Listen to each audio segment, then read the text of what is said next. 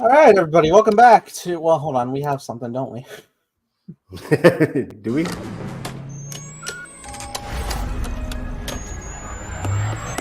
Punch it!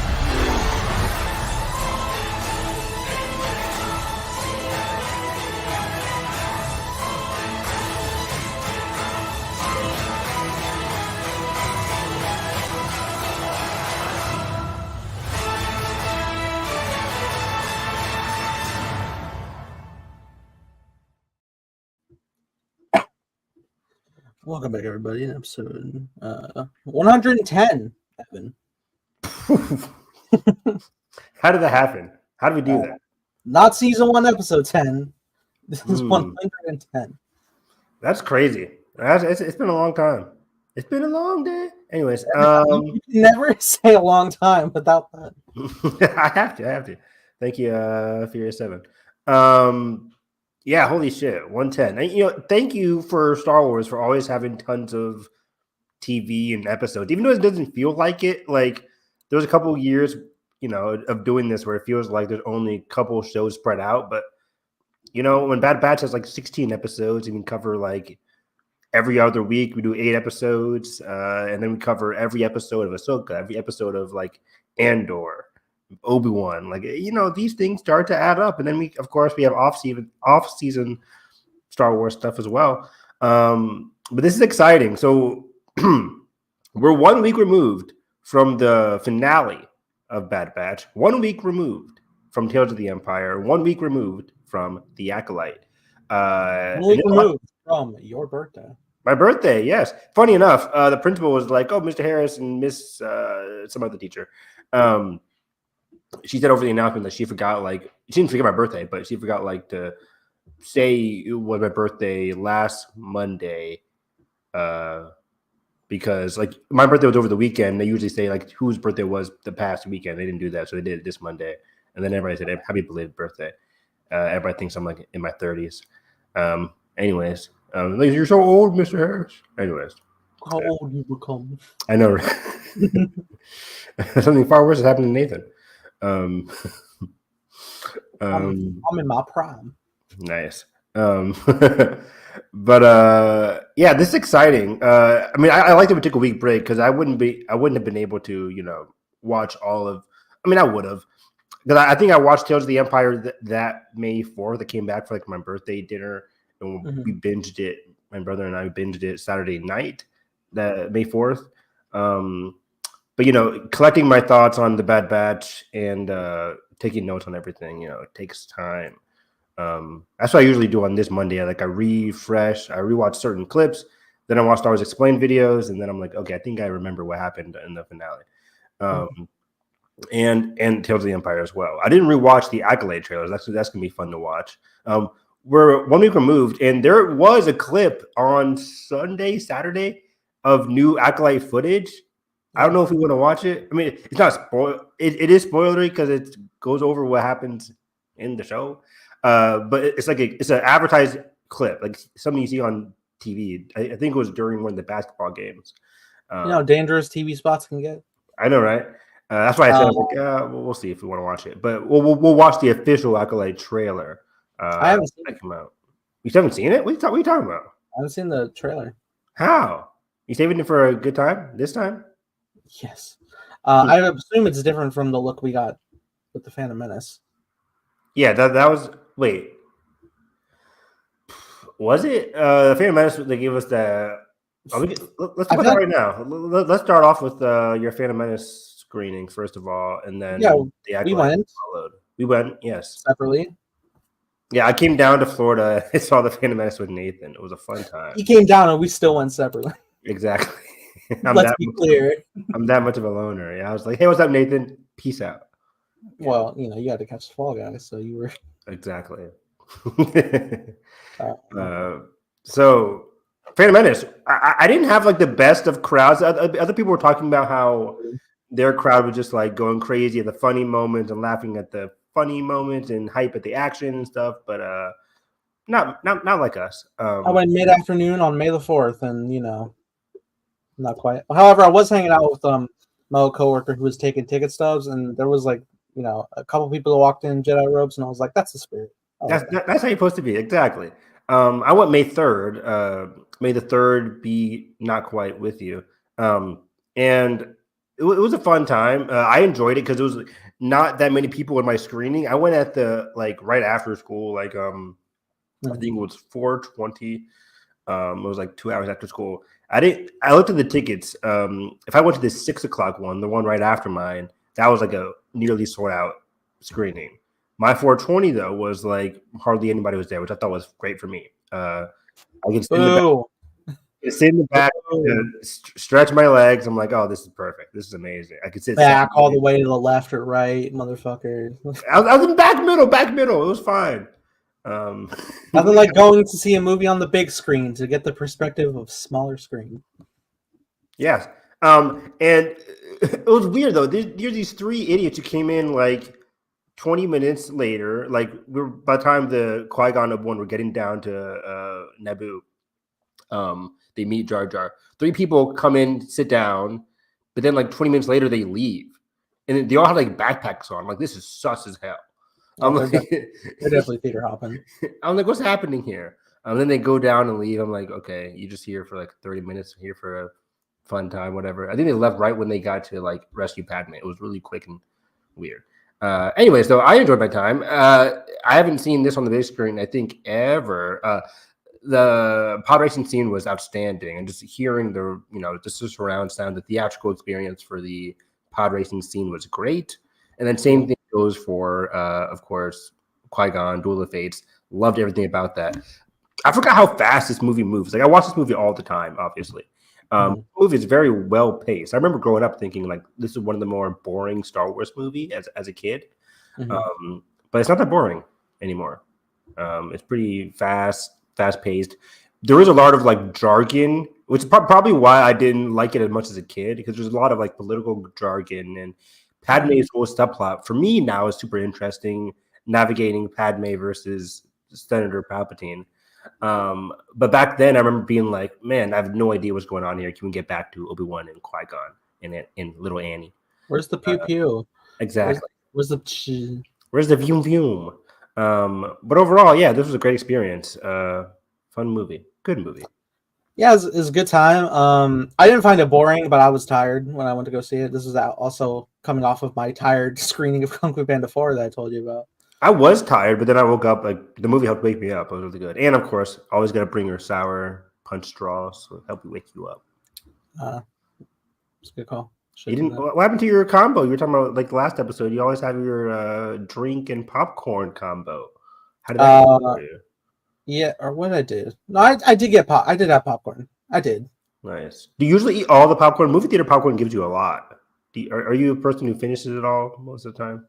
It tends to be like, it tends to be the mood of the day. Like, motherfucker, I do triple features, so I'll burn through a bucket enough to be able to get a refill. But I'm not gonna finish a bucket. Yeah. My diet. Anyway, I went to the Phantom Menace. All right, yes. And goddamn, dude, it just hits seeing a crawl, man. I miss it. It does, right? I'm like, oh man, like, That's right. Yeah. No, you are. You see the long time ago, which like even the spinoffs were having, which is nice, but just the fucking title. Yeah, I'm reading it. I'm like, man, this is a terrible crawl. But I mean, I love it nowadays, where I can reflect on it and be like, oh, this is interesting to me, but just not a great crawl in general. But yeah, it felt so good seeing a crawl again, man. You're seeing the crawl and you're just like, I have no idea what you just said, but I like the way you say it. Basically, of course, it gets me just hyped for like the Rey movie. Like, what possibly, we're in uncharted waters now. We're after the saga. Like, are we going to have a strict crawl for these following movies? I don't really know. They were going to bring crawls back. Oh wait, yeah, I think you're right. Did we do a story about that? I think so, yeah. But crawls. Yeah, I don't know. I was going to say crawls are different per franchise. Yeah, exactly. They just play crawl. they play Biggie Benjamin every time. Holy shit! Can somebody just make a lyric video for crawling and it's just a Star Wars crawl? Yes, that'd be amazing. Yeah, that's exciting. But yeah, it was a good screening, a good time. Not a very like lively crowd, but it was fun watching the pod race, fun watching Duel of the Fates, and just experiencing everything. And then the movie ended, and I was like, no one joined. No crap. I don't know if you feel this way, but like I read a lot of Star Wars comics and play a lot of Star Wars video games, and I read a lot of Star Wars books. Whenever I rewatch a Star Wars movie, I feel like it's a different experience every time, and I think that's why Star Wars is so good and special, because you read all this ancillary material. Like I read a lot of High Republic stuff. I haven't read the book The Living Force by John Jackson Miller that just came out about the Jedi Masters, the Jedi Council, right before the Phantom Menace, and it's about like them getting grilled out by Qui-Gon, of course, by not being good council members, and then them going on a mission. I haven't read the book yet, but I heard it's really good, and it like lets you look at Phantom Menace in a different light. So one of my other friends said they read the book and watched the Phantom Menace at the screening, and it really, helped elevate their experience again. But yeah, just me reading the High Republic, me reading, or just simply watching the Bad Batch, and then going back to the Phantom Menace, seeing the days before. I feel like, I don't know, Star Wars is so cool because we get a different experience every time. And I feel like I'm watching a different, or looking out for something new that I wasn't looking out for before, because I hadn't watched the Bad Batch before. I haven't read the certain book or story yet.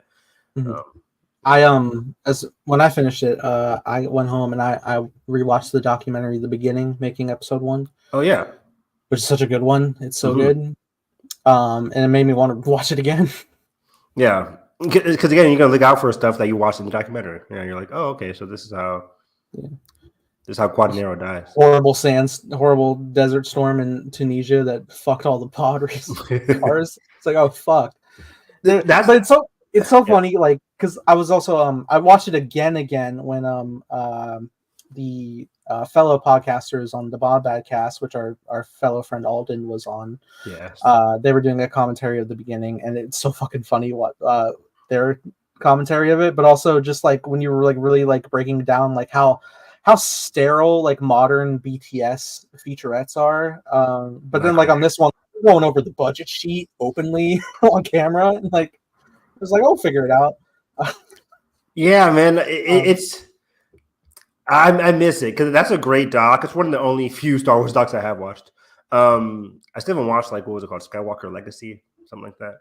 I do need to get to.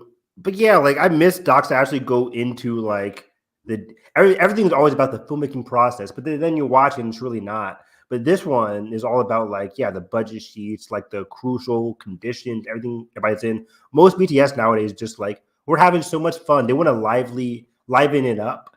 Instead of giving us the reality, like, I don't know how the Dune behind the scenes or Furiosa or whatever, but like they're in the desert, they're doing all this tough shit. Like, let's see that in the behind the scenes. Let's feel like what you guys are feeling. I feel like the last one that really gave me that, and granted, I haven't watched the Tross one, but Director in the Jedi was very good at going into all of it, and like the line readings, practicing choreo, and rebuilding of Yoda, everything like that. It's great. Yeah, you get the brass tacks about Ryan and Mark Hamill, but he was still somehow twisted after the doc came out. I'm like, oh, that's interesting. Really. Anyways, that's a great doc. That's a great fucking doc. It's a great doc. They're just a little like Ryan, Mark, and Daisy are all just in a guest house reading like the most intense scene. Beautiful. They're just in this small ass house. Where the fuck were they? What a guest house. Some random guest house. Some suburb. In the Lucasfilm Ranch. They got a Force Effects lightsaber. Exactly. Yeah, that was man, I miss 2017 Star Wars. Take me back. You can go back. You have a Disney Plus subscription. You're right. I do. Wow, fuck. But yeah. Anyway, we knew at the end, they even like prefaced before the movie started that we were going to get a special look at the Acolyte. They sure did. And so the credits start to roll, and I see the ushers come in to clean the auditorium, and I'm like, you ain't fucking getting me out of this seat, motherfucker. I ain't fucking leaving. I'm fucking leaving. It was so funny. Dude, you say that, you mentioned that. I gotta say, I left. The Phantom Menace, I saw it on Friday. Again, it was after work. I hadn't eaten since noon at school. So I was starving. My mom, I had a missed call from my Popcorn, mom. So motherfucker. thanks. Yeah, that's what it was. But my mom I knew I smelled something. I know, right? My mom had called me, so I had a missed call. So I leave the theater to answer the phone call. And then as soon as I answer the phone call, thinking like, I'm just going to go back into the movie theater. Nope. I answer the phone call. I'm starving. And there's Chick-fil-A right across from the movie theater. I just book it to Chick-fil-A and head home. It's not till later that night. I'm like, everybody's tweeting about their Acolyte screen. I'm like, holy shit, I missed the Acolyte. So then I had to go watch the end of it as I'm seeing the Fall Guy Saturday afternoon. So I see Saturday afternoon, I see Fall Guy at like 2:40. Phantom Menace was ending before that. I made it. I made it because the Fall Guy and Phantom Menace. Fall Guy was like Auditorium 7, Phantom Menace Auditorium 6. I could just walk across the hall, or thing was like around the corner. And I saw like I was seating for the Fall Guy. I was a little bit early. I go in and they where were they at? They were doing the fire scene where Qui-Gon's death. I'm like, oh, there's still some time left in the crawl. So I was like, let me go back to see the Fall Guy. So I'm waiting. Then the trailer started playing. Then I go back in to see the Phantom Menace. And then I saw right when May was walking into town. I'm like, oh, fucking perfect timing. That was the start. That's the start. Okay, cool. So yeah, so I just walk in there, and then it's a fantastic little scene there. What you think? Yeah, I will say it was funny. In noting of modern filmmaking is like after watching the Phantom Menace and then the preview started, I was like, wow, the contrast is lesser in the picture, like in terms of like the darkness of shadows. Oh like, yeah. It was a brighter black tint, and I was like, Disney. You're right. Yeah, it's like people talk about it. Like I wish the Acolyte had that. Like, and I hate comparing everything to Andor. Like Andor's the peak of everything, but I wish it had that Andor feel to it. The Acolyte does ring very similar to like what you see in Kenobi, in terms of like the visual aesthetic of it all. Even though the Acolyte, Leslie Headland said they filmed a lot of stuff practically and behind the scenes. Obviously, that is the case. But it still has that like it's hard to like Nathan mentioned, like that Disney Plus look. Just like when you watch a Netflix movie, it has that Netflix look to it. It just has that streaming service constriction, which is all the more noticeable, I think, like Nathan said, right after you watch The Phantom Menace from 1999, and it still looks really fucking great, in my opinion. But anyways, yeah, the scene overall though I thought was really tense and really cool. Yeah, it was great. I think Carrie-Anne Moss is just perfection in anything, but also like into a Jedi role. It was funny because in the back of my mind I'm like, it's Trinity. But also like she's a really good stoic Jedi. Yeah, but May or who we think is May, probably May. What TV spot did you watch? Because I didn't hear this shit until after. But no, literally, I watched the Star Wars Explained video, and he had his theory. I was like, oh, maybe that's the case. Yeah, May comes in and she's straight to business, like straight to fighting. I'm like, I thought there would be like a little bit of like, let me drink, let me scope out Trinity from across the room, or whatever her Jedi name is. So you found me, like, right, or something. But it's just like, boom, I'm coming in here and it's full on attack, and I like the scuffle. Great kung fu, force kung fu. John Wick, they have gun fu. In this universe, they have like force fu, kung force. Let's trademark that. I don't know. It probably already is. Kung force. Or force fu more so than kung force. Okay. Does that one sound offensive? I wasn't going there, but if you say it is, it probably is. But you're not. Force fu sounds cool. Anyways, alliteration, baby. And I like it. And then Trinity's like, we have she calms in the Jedi automatically, and she's like, we have like a force wielder on site. Like I'm in pursuit. Yeah. It felt so much like watching like a thriller. Like I'm in pursuit. Like something's happening here. What's going on here? And then of course you get the extended sequence from the trailer, and it goes in from there. But yeah, overall we just saw the extended fight sequence between, her character and May. Yeah, and I think then it just cuts into the second half of the teaser. Yeah, the second half of the teaser, basically. Yeah. And then that was it. Thank you, Lucasfilm. Next time, play shit. I gotta say, play shit before the movie. people don't mind. I think before you're already watching previews. We're watching. Yeah, but motherfuckers like you preview. show up later to trailers might miss it and then complain. That's on them. That's on them. When I went to go watch the Final Fantasy VII Advent Children Extended Edition in February, they played the interview and the gameplay sequences before the movie. So I came there ready and I was hyped, and then it got me more excited to watch the fucking movie. All right. In fairness, that happened to me when I saw Alien. I got the conversation between Ridley and it should happen before the movie. It did, yeah. And I was, although I will say, at the same time, while I'm like, oh, this is cool, and I'm hyped to watch Alien, I'm also like, they're showing me clips of Alien before I'm watching it, and I don't like that. Yeah, one of my friends was like, they had to cover their friends' faces because they had never seen Alien, so they covered their faces during it. But yeah, I look back. This is the rub. But I remember looking back, like in 2017 January, they re-released Arrival for the Oscars, and I had already seen Arrival twice, and this was my third time going. And Denise said, like, this one has exclusive behind the scenes of like director interviews, but it's after the movie. And I stayed then because favorite movie of all time, so I stayed and watched it all. But still, I'm like, hey, Denise, just put it before the movie because everybody left besides me. And I was there. I'm a Denis fan. I'm an Amy Adams fan. Should have been nominated. And yeah, it was a fun time there. Yeah, they should re-release Arrival. I think that'll make bank. Or maybe I'll just be the only one going again. I'd go because I didn't see it in theaters. Why are you mad at me? I saw it. How do you not? What were you doing from November to fuck all in 2016? What was November 2016? Was it around the election? You were too busy being sad about the election? No, we're on the cusp of Rogue One. I'm not going to the theater until I see Rogue One.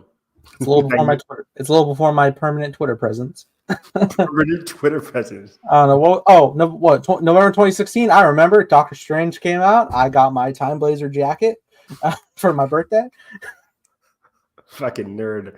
You can see Time Blazer shoes, which have been demolished at this point. Time Blazer what? Shoes. Oh. Wardrobe back when this was going to be live action. You see. What are you talking about? So is this Doctor Strange stuff that gave you like a shoes and a jacket, or you just bought a shoes and jacket or whatever? This is just the same guy. I saw Doctor Strange around my birthday, and then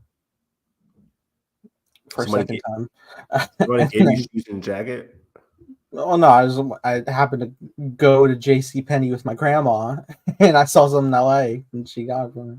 Nice, good old JCPenney. Yeah, good place. Get the JCPenney card. I don't know how it works, but we should be sponsored by like some JCPenney. You know, people are always sponsored by like all these other shit and VPNs and shit. We should be sponsored by JCPenney. This episode of Hyperspace Hype is brought to you by Macy's. Honestly, we have to stream the parade. I think yes. Every November, like we only cover the Grogu balloon. That's it. Yes. 5 seconds of fame for Hyperspace Hype. But yeah, we're here in New York. I am freezing. Yeah.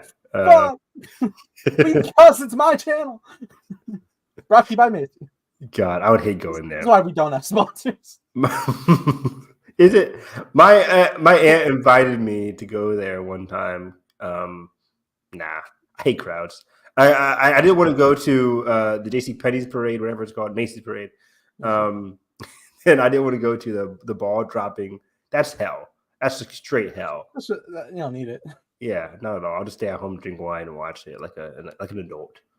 I have been to Times Square because like they don't remove the ball; it's just always there, year round. So like I just like looked up and I'm like, there it is. They don't drop it. Small as fuck. Well, no, it's just up there like all year until they program it again, I guess. Nice, fun. But it's very small, not a big spectacle to like you have to feast your eyes on. It'd be bigger if you watch it on TV, if I'm being real. But okay, let's finally dive into what the audience came here for. The Bad Batch. This was fantastic. This was amazing. Like no notes. I took a lot of notes, but literally, I was so happy with how this happened. So all day, of course, muting the Bad Batch, didn't get spoiled with a lick. And I was kind of like, I couldn't wait to press play to see how much time the finale was. We theorized like, the premiere of the Bad Batch is like 90 minutes or something like that. Yeah. Certain episodes are double features, so it's like 48 minutes or whatever. And this one felt like a double feature. It was 50 minutes, I think, or something like along those lines. Something like that. This was the first time in a minute that I did a wait up until 3 a.m. watch. Oh shit! I forgot about like, this. Yeah, because I was like, I ain't fucking getting spoiled for the series finale. Fuck that. No, I'm not taking any chances because you can mute any combination of words, but some motherfucker would just be like, they were wild for this, and it's a photo, and I'm like, out of pocket. Also, we have the capability of flagging now for sensitive content, and they just don't. They don't care. They still do the dot. I'm like, that never works. Stop that. At least I have trained my eyes to be like I'll see Bad Batch and I'll see that. I'm like, all right, blur my vision, scroll. Yeah, it's an art form now. It's rough in these streets. But overall, I think it was a fantastic finale, very emotional. Lucasfilm Animation has had another huge, big, unpredictable hit on their hands. We say this every episode. We talk about this fucking show, but going from being so against the concept of this show, being so hesitant. I mean, I think for good reason, because it was this show came out around 2020 or whatever. It was post Rise of Skywalker, post it was Mando season 2 time. I was just like, man, I don't know what Lucasfilm's doing these days. I was kind of nervous for the productivity at Lucasfilm. And then the Bad Batch. I like the Clone Wars season 7 a lot. I didn't love the Bad Batch episodes, but I had fine with it. I was fine with it, and I understood the context and why it was there. We were also in a time where we were like, can I get some more Rebels, please? Yeah, we're huge Rebels fans. Rebels ended in 2017 or whatever, and we wanted more Rebels content. The whole big theory was that Rebels animated sequel. That's what we all wanted. But Bad Batch came around and blew us away from the first season, and then it just continued to blow us away in subsequent seasons here. And this finale was no less different. I thought it was emotional, fantastic, and then it reminded me of how Clone Wars ended. It's just it's a perfect. I think the producers, Jennifer and Brad, really understood how to nail an emotional and conclusive season finale. They understood the concept of the show in terms of not teeing up anything. You don't have to tease anything. This show is about the Bad Batch Squad. It's about their love of Omega and Omega's love for them, and that's what you'll get for the finale. So yeah, there's going to be questions about what happened to Rex, what happened to Cody. We never saw him from season 2, or how come we never saw what was inside Sidious's vault and stuff like that. And yeah, first of all, for Sidious's vault, we know. But anyways, for other things like Rex and Cody, yeah, I was surprised we didn't get them. But take a step back, and you realize, yeah, the show is about the Bad Batch, and if Rex and Cody aren't relevant to this story in this finale, then toodaloo, we didn't need it. And I think I liked how we ended here. It just felt so poignant and so heartfelt overall. This entire season finale. Yeah, no Sid. No Sid. What happened to her? What happened? Did she survive? I don't give a fuck. You ruined what happened with dead to me. Yeah, dead to me. Not the Trandoshan bitch. Yeah. I'm honestly not seeing her at all in season 3 was a little shocking. I don't care. There's a mention. Yeah, she helped rat out Pabu. I'm like, fuck you. I mean, double down. She rats out Fee, who gets tracked to Pabu. But yeah, not great at all. But that's what I like about the show, that this show didn't shy away from. During the rise of the Empire, there will be people who break away from their control, i.e. the Bad Batch, and there are people who succumb to the fear and only watch out for themselves. And Sid and people like Rampart, which we'll get to, and Hemlock, of course, as well. Like people who don't go away from their programming. And the Bad Batch is all about freedom and moving away and making your own choices. I think that was beautiful as well, too. A very complex series, more complex and deep than people give it credit for, I think. But yeah, this is easily one of the best Star Wars shows. Like people were ranking, Star Wars shit over the weekend and last weekend, and Rebels is still, I think, supreme in terms of all Star Wars shows. But Bad Batch is right up there. I'd put Bad Batch. It's hard to compare 3 seasons of Bad Batch to 7 seasons of the Clone Wars, but I think they're equally as great, in my opinion. Pick your poison. Bad Batch might be even better because it's more focused. And then Andor. Andor had one of the best first seasons of any show just ever. So we'll see how Andor's second season concludes. But I put Bad Batch over Andor. All 3 seasons of Bad Batch over the first season of Andor. So we'll see. Ranking is arbitrary and reductive, but I just did it. Anyways, let's get into this finale. There's a lot to get into here. We start off with the somber opening title. Again, Nathan and I were kind of like theorizing who's gonna die. Is anybody gonna die? We all knew one character was gonna die, and his name was fucking Hemlock. We all knew he was gonna die. It was just how is he going to die? And I think both of our theories were incorrect. I think I said Emery. I settled on Emery. You settled on Zillabis, I think, or something like that. On a death?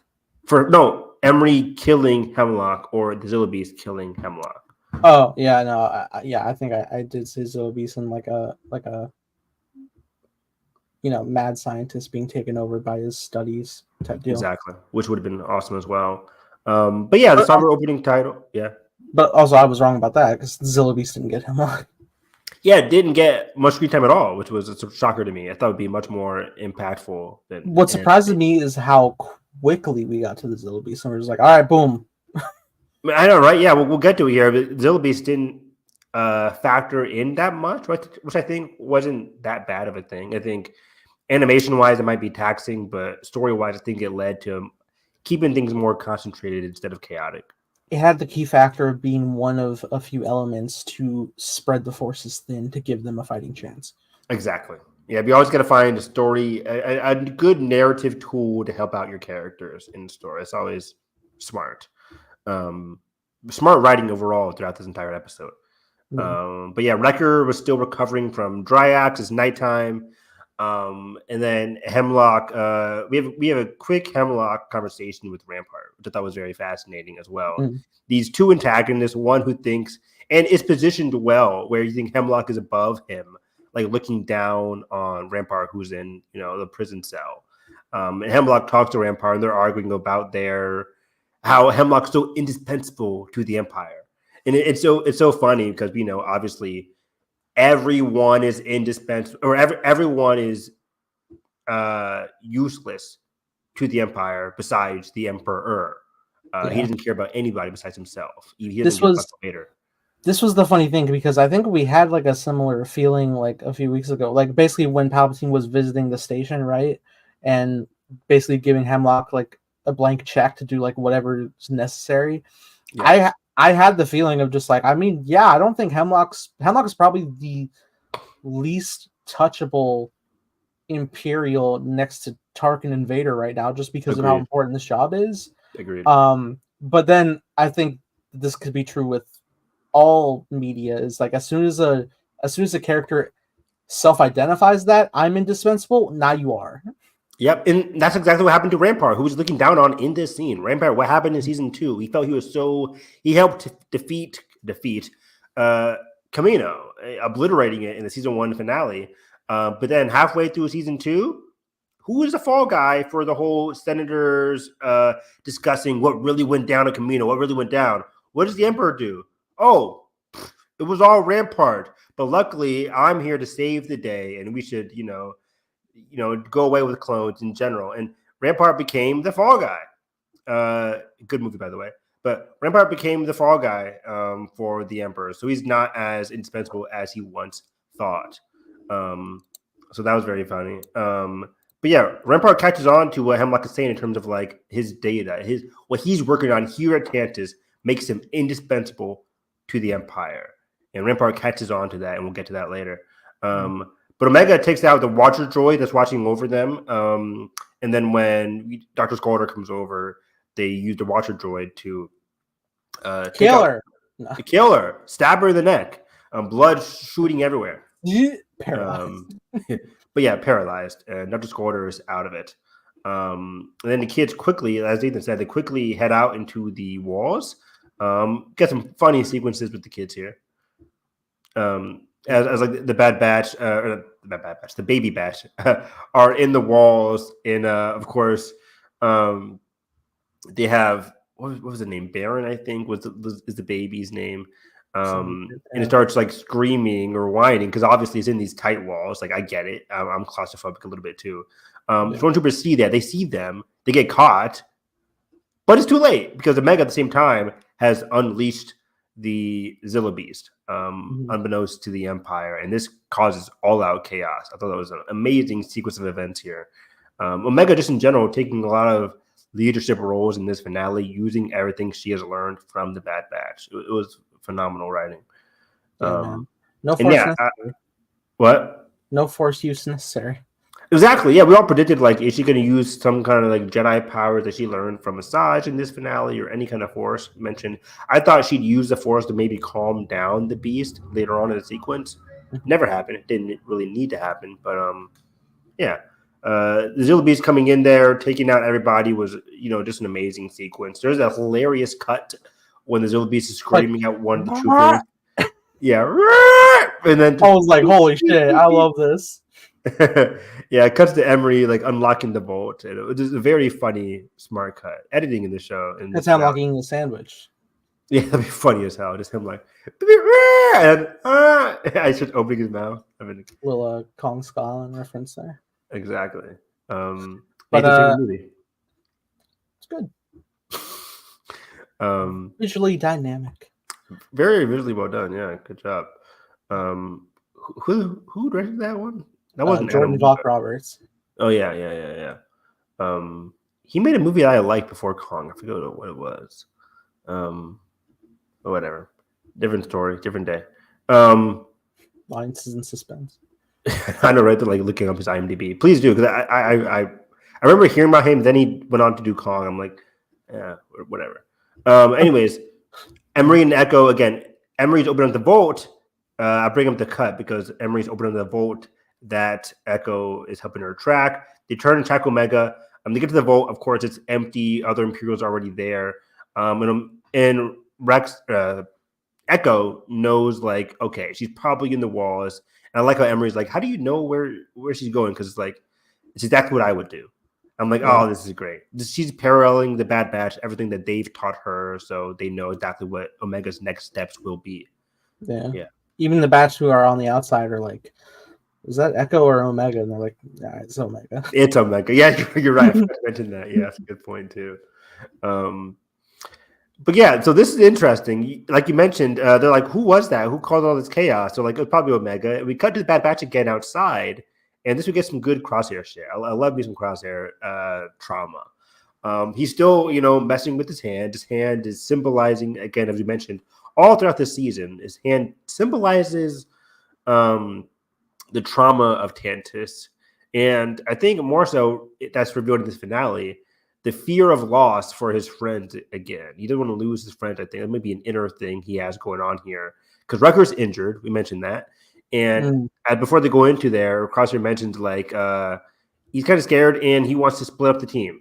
You guys stay out here. I'll go in and rescue Omega. I'll be bait or whatever, and I'll do what I have to do. Kind of symbolizing, and I'm paraphrasing what he says here because I don't have the lines, but he's like, he's willing to sacrifice himself, like, for the mission. And of course, he wasn't there when Tech died, but they're like, nobody's dying today. Basically, they told us to shut the fuck up. Like, we're not splitting up. I loved this moment. Yeah, it's so good. I'm crying. It's so good. Yeah, it was super emotional here because we go into these shows thinking, like, not thinking, but worried somebody's going to sacrifice themselves. Like a character specifically like Crosshair, who's been through so much, been through the bad, then becoming good again on his journey of self-discovery here. They're even in their own realm of Star Wars, we've seen before characters who feel like their redemption equals sacrifice. And that's definitely was Crosshair's mindset here. But the friends were like, shut the fuck up. No, we're not doing Plan 99. We don't need to do that shit. We're going all in here. And it was great. You thought Wrecker would die in the first season. Remember that? Oh, totally. You madman. He won't let me forget. Even like at this point, it honestly feels like the batch member who's probably been hit the least physically is arguably Hunter. And since he's always taken like such a defensive role for not just his brothers, but for Omega especially, and constantly chasing after her safety, one could have made the argument maybe Hunter of all people might be taken out, and that would be terrible. God, that'd have been disgustingly painful. Yeah. But luckily we're not doing that. However, they do get put through the ringer on this mission. They do. They get put through a lot. We'll get to that. Yeah, because oh man. But yeah, so Crosshair, I was going to mention again, he's afraid of losing his family. He's afraid of losing Omega. He feels like he has to sacrifice himself. But I love the Bad Batch are there to remind him that's not always the case. Bad Batch are always about breaking the mold, and that's definitely the case here. The Zilla Beast breaks through, and I like how you mentioned earlier. The Zilla Beast creating a hole is perfect for the Bad Batch. They can go in there, go in the hole, and go on their espionage ways. Cut to our favorite antagonist, Hemlock, who says, divert most of the forces. I forget the number. Let's say 70% to go track down the Zilla Beast. And one of the commanders, one of the other troopers, they're like, why are we wasting our forces going after the Zilla Beast when we know the Bad Batch are coming? Aren't they going to use that as an opening? And Hemlock's like, yeah, I'm planning on it. And this was amazing. Hemlock, of course, always planning for his contingencies here. He says he's planning on it. Cut to Hemlock. Am I skipping over some stuff here? A little bit. But anyways, I'll cut to it right now. Hemlock unlocking the CX troopers, which I think was an awesome sequence. Just the way he starts going up there, and then like the building, the dread, the score in this scene, like the red and black lighting of it all, like the way he enters the room, the symmetry of it all, it's like all surrounding him. It was pretty badass and pretty terrifying as well. It's very unsettling. I didn't realize there were this many troopers. Like the CX troopers, the badass ones. Yeah, the enhanced, like we always had like the one that was chasing down the batch. But now we have the worst batch here. Yeah, the anti-batch. It reminded me of like the Powerpuff Girls and like the anti, like the Powerpuff Boys. I think they were. I think so. Whenever I see like the anti version, I always think of like the Powerpuff Girls episode when they have to go against like Powerpuff Boys, something like that. I don't know, but go against evil version of themselves, and that's always very funny. So yeah, I only skipped over Omega and the kids are climbing up on the ladder, and Omega helps Jax with his fear of heights. Which again, she's being very motherly and very parental towards these kids, which I thought is very reminiscent of how Hunter and the others are parental towards her. Again, teaching these kids what she has learned from them, from the Bad Batch. Due to the chaos, Hemlock unlocks his troopers. Bad Batch will most likely fall into this trap. And yes, they do. Like all roads were leading to this hangar fight. And I'm like, okay, Omega and the crew are going to reunite with the Bad Batch and they'll face off against the troopers. And then, they'll save the day. Get out of there. Get out of there, hopefully. Not exactly, because shit goes down in this hangar. Man, the action in this finale, spectacular. And this is one of many scenes I think was staged very well. I forget who I'm following on Twitter, but, on my For You tab, I get a lot of like storyboards from the Bad Batch. Somebody storyboarded like Hunter in one of the past episodes, Hunter getting onto the ship on Pabu, that nighttime sequence when he has to like hijack a ship and they shoot him down. Like the storyboards for the Bad Batch are just very well done. And this action in this hangar was chaotic, but controlled in terms of like the action of it all and how they directed it. Because there's a great shot of like the clone force and the enhanced troopers, CX troopers. Like there's a great shot of them amidst the flames before they see the Bad Batch, and it's really badass. And I'm like, awesome, but also, oh shit, this is not going to be good. Run! I'm like, run, but they try fighting it. It's like, no chance. They do a lot of their like classic Bad Batch plays, right? I'm gonna shoot at you, but it's actually a grenade. They don't fall for it. I'm gonna shoot at you, which is gonna unlock something that's swinging at you. They just dodge it. Like a lot of the things that they usually succeed in, the CX troopers were easily dodging and bobbing and weaving. It was a spectacular sequence, and of course, CX troopers get the upper hand. And Nathan, they cut off my boy's hand. What the fuck? Problem solved. Basically. Oh my god, no. Yeah, not great, Bob. I mean, they cut away from it, but I'm like, surely not. I know we're in Star Wars, but surely not. Surely not. Surely you jest. Yeah. It's funny. I actually really did. I didn't even notice until the final shot with Crosshair, and I was like, it's gone. Yeah. You think it was just sitting there like this? I didn't even pay attention. I really didn't. Then I rewatched like the rain scene way later, and you can see it's gone. I'm like, what the fuck? You see the stump, yeah. Man, that was gnarly. That got a big, oh shit, we're doing this. Like when I was watching it, I'm like, from your audience. Yeah, it was phenomenal. But this is also good storytelling again. For all the Game of Thrones fans out there, very reminiscent of what happens. Spoiler alert! What happens to Jaime Lannister? Again, Crosshair is so, and Jaime Lannister also going through a redemptive arc in season 3, 2, whatever happened when he cut off his hand. Character going through a redemption arc. Crosshair is known for his sniping, for his hand that helps him snipe. All throughout the season, that's been bugging him. The Jaime Lannister, known as one of the best knights in the Seven Kingdoms, gets his hand cut off. Crosshair gets his hand cut off.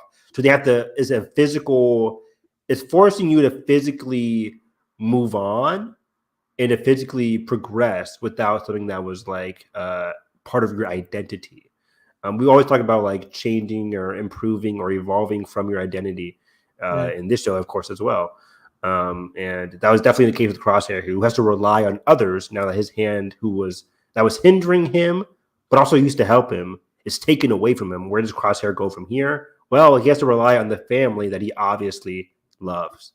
And we'll get to that with that final scene. But yeah, that was just, Star Wars and hands. They go hand in hand. I had to do it. I know. Thank you. But also, like, when's the last one we got? Like, I don't remember. It's been a minute. When Ben Solo loses, I'm kidding. No, not like this. I would have been so happy if Ben Solo just lost a hand in the finale. Anyways, just that, yeah. Compared to what we got. Anyways, I don't know when the last time we saw a good hand cut off. I saw Revenge of the Sith on Revenge of the Fifth. Mace Windu got his 3 limbs there. Yeah. There's a good number of limbs in that movie. Mace Windu, Count Dooku, Grievous, Anakin, Grievous. Yeah, not great for hands. That's got to be the most in one project. Probably, yeah. I didn't. You think back on it, like George is like, George, wait, what are you cooking over here, buddy? I only know like one good consequence. That's your best George impression. George. Echo and Emery reunite in the hangar post all the chaos he unfortunately missed Bad Batch being taken away. Or no, they see them. They're walking and they see them in the hangar. They're like, were those your friends? Yeah, not great. I gotta go get them. And the rest of the clones. That's still on the agenda. So yeah, Echo and Emery they reunite with Omega though, so we get one good hug sequence before the finale. Echo, of course, beautiful hug with Omega there. Very proud of Omega for, again, saving herself amidst all this chaos that she caused.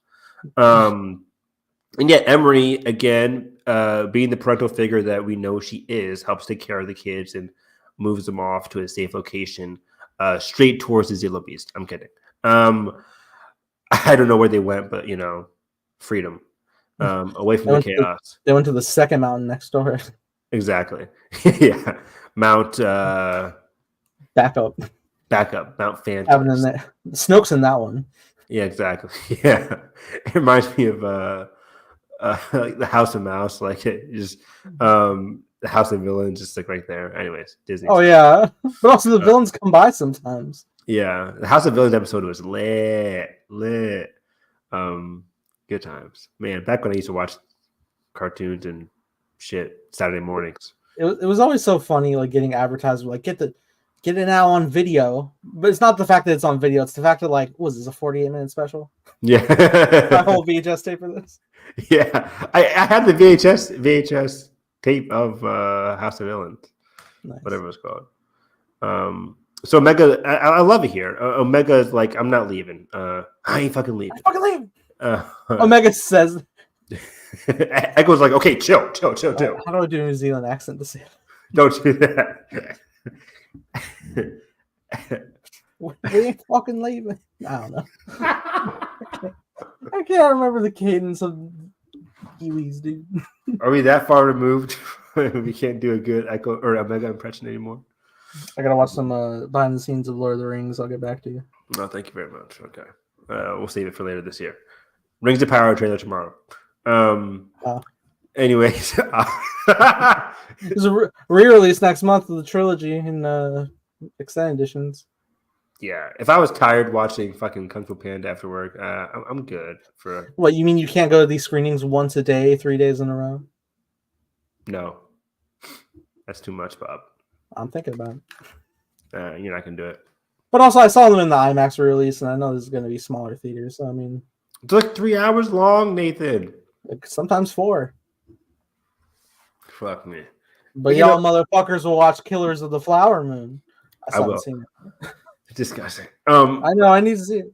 But having watched Rings of Power, sort of side here. Having watched Rings of Power and appreciating like the lore of Lord of the Rings that I was reading and watching videos for while watching Rings of Power, I'm like, man, there's some interesting lore here. For Rings of Power, at least. And I'm like, maybe if I give Lord of the Rings a second chance, I would really appreciate everything. I haven't watched that movie in full, the entire trilogy in full, in decades. I know you would love them, dude. Absolutely. I think so. Really are they on the list? They need to be. They should be. Carson kept like pleading when he was on here, but it's like, yeah, but it's like I watched them a lot growing up. I just never connected with it. I was like, oh, these are cool movies. Do I know what's happening in them? No. You didn't grow up yet. Again, Harry Potter and Star Wars was my shit, and then Avatar: The Last Airbender was my shit, and then it was like Star Trek 2009 was my shit, and then more Harry Potter and Star Wars and stuff. And then you just jumped to The Hobbit. And then I just jumped to The Hobbit and Hobbit movies. I'm like, these movies are not great. I think they're good. I think they're good. The smog scene, Evan, the smog scene. There's so much good smog scenes. It's good. Good voice acting. I wonder who that was. Some dude crawling on the floor. Yeah, I think that was Ralph Ineson, right? Yes, it's Toby Jones. Yes. Yeah, it was Chris Evans actually. Chris Evans is Smaug. Yes. What would that sound like? Don't take my gold. That was a bad because I couldn't. I heard the cadence in my head and the voice and my vocal cords said access denied. No. Chris Evans like an all-American white dude. It's like he doesn't really have like an accent or whatever. It's just but Chris he does Evans. Have a tone to him that I'm like, if I hear it, I'm like, that's Chris Evans. Yes, you're a white man, but also you're Chris Evans, white man. White man. Thanks for the clarity. But we got to move there. We have a lot of shit to cover. Netflix is white man. Go on. So Omega stays behind. Halbert Henry, Echo, and Hunter. But cut to Hunter and crew getting tortured by Hemlock. The reconditioning that we saw in like season 1 when Crosshair was getting reconditioned, and you can kind of like empathize with Crosshair because this is probably what he was afraid of happening to him again. This is probably what happened to him during the gap that we saw when he was imprisoned again in the beginning of season 3. Like, why was his hand shaking? Why were the other CX troopers being like, "Hey, Crosshair, tell them what happened," like when they were getting interrogated? It's like this is probably what happened to Crosshair before. And he doesn't want to happen to him again. So it's unfortunate that it is happening to him again. But Omega and Echo released all the clones that were downstairs, and they're like, "This is your chance to fight for what's right." And the clones walk away. No, I'm kidding. No, all the clones are like, even if it's malnourished, yeah, they're starving. But even if it's just 3 clones, even if it's just Hunter, Wrecker, and Crosshair, they don't care. They help free them, so they're going to go rescue those 3 clones, no matter what. Brothers are brothers. So that was a good sequence here. So yeah, they all come in, but we have people going in different directions here because Nala Se is like, okay, I gotta go. Thank you for freeing me, but I gotta delete all the data. I can't have Ramparts, or I can't have Hemlock succeeding with this project Necromancer. She goes to delete all the data, and she picks up a thermal detonator. Good call. And Rampart. I say it every time, Evan. I'm like, these battles with tides would turn so much if at least they had one thermal detonator. One person. Exactly. One person. One job. And Rampart exactly. Rampart goes to follow her. He doesn't see that she has a thermal detonator, but he goes to follow her. What's gonna happen here? Is he gonna turn a good? No, is he gonna turn a goodie? No, Rampart couldn't be Precious Rampart. Unfortunately, it is Rampart. And Rampart followed on stage to the data room, and Rampart just steals the what does he steal? He steals the gun from LSA. And he says, like, I need this knowledge. If this is what makes Hemlock indispensable to the Empire, I'm gonna take it so I can become indispensable to the Empire. Be my bargaining chip, basically. And he shoots Nala Se. That was shocking to me. I figured he was just gonna steal it and run away, but he steals it and shoots Nala Se. That was shocking. I feel like I that's just how it was gonna go. It does suck that presumably that's the last of the Kaminoans ever, right? Oh shit. Is it? Damn. Presumably that's kids. Omega.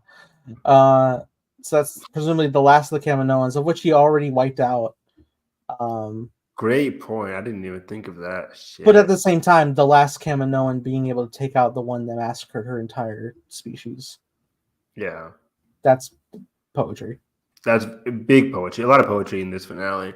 But yeah, Rampart, you get the last laugh here. Or Nala Se gets the last laugh as she drops the thermal detonator to his knees. And I would have loved to scream like, ah! Ah! My leg! The Lando scream in Return of the Jedi is hilarious. That is amazing every time. Grabs on.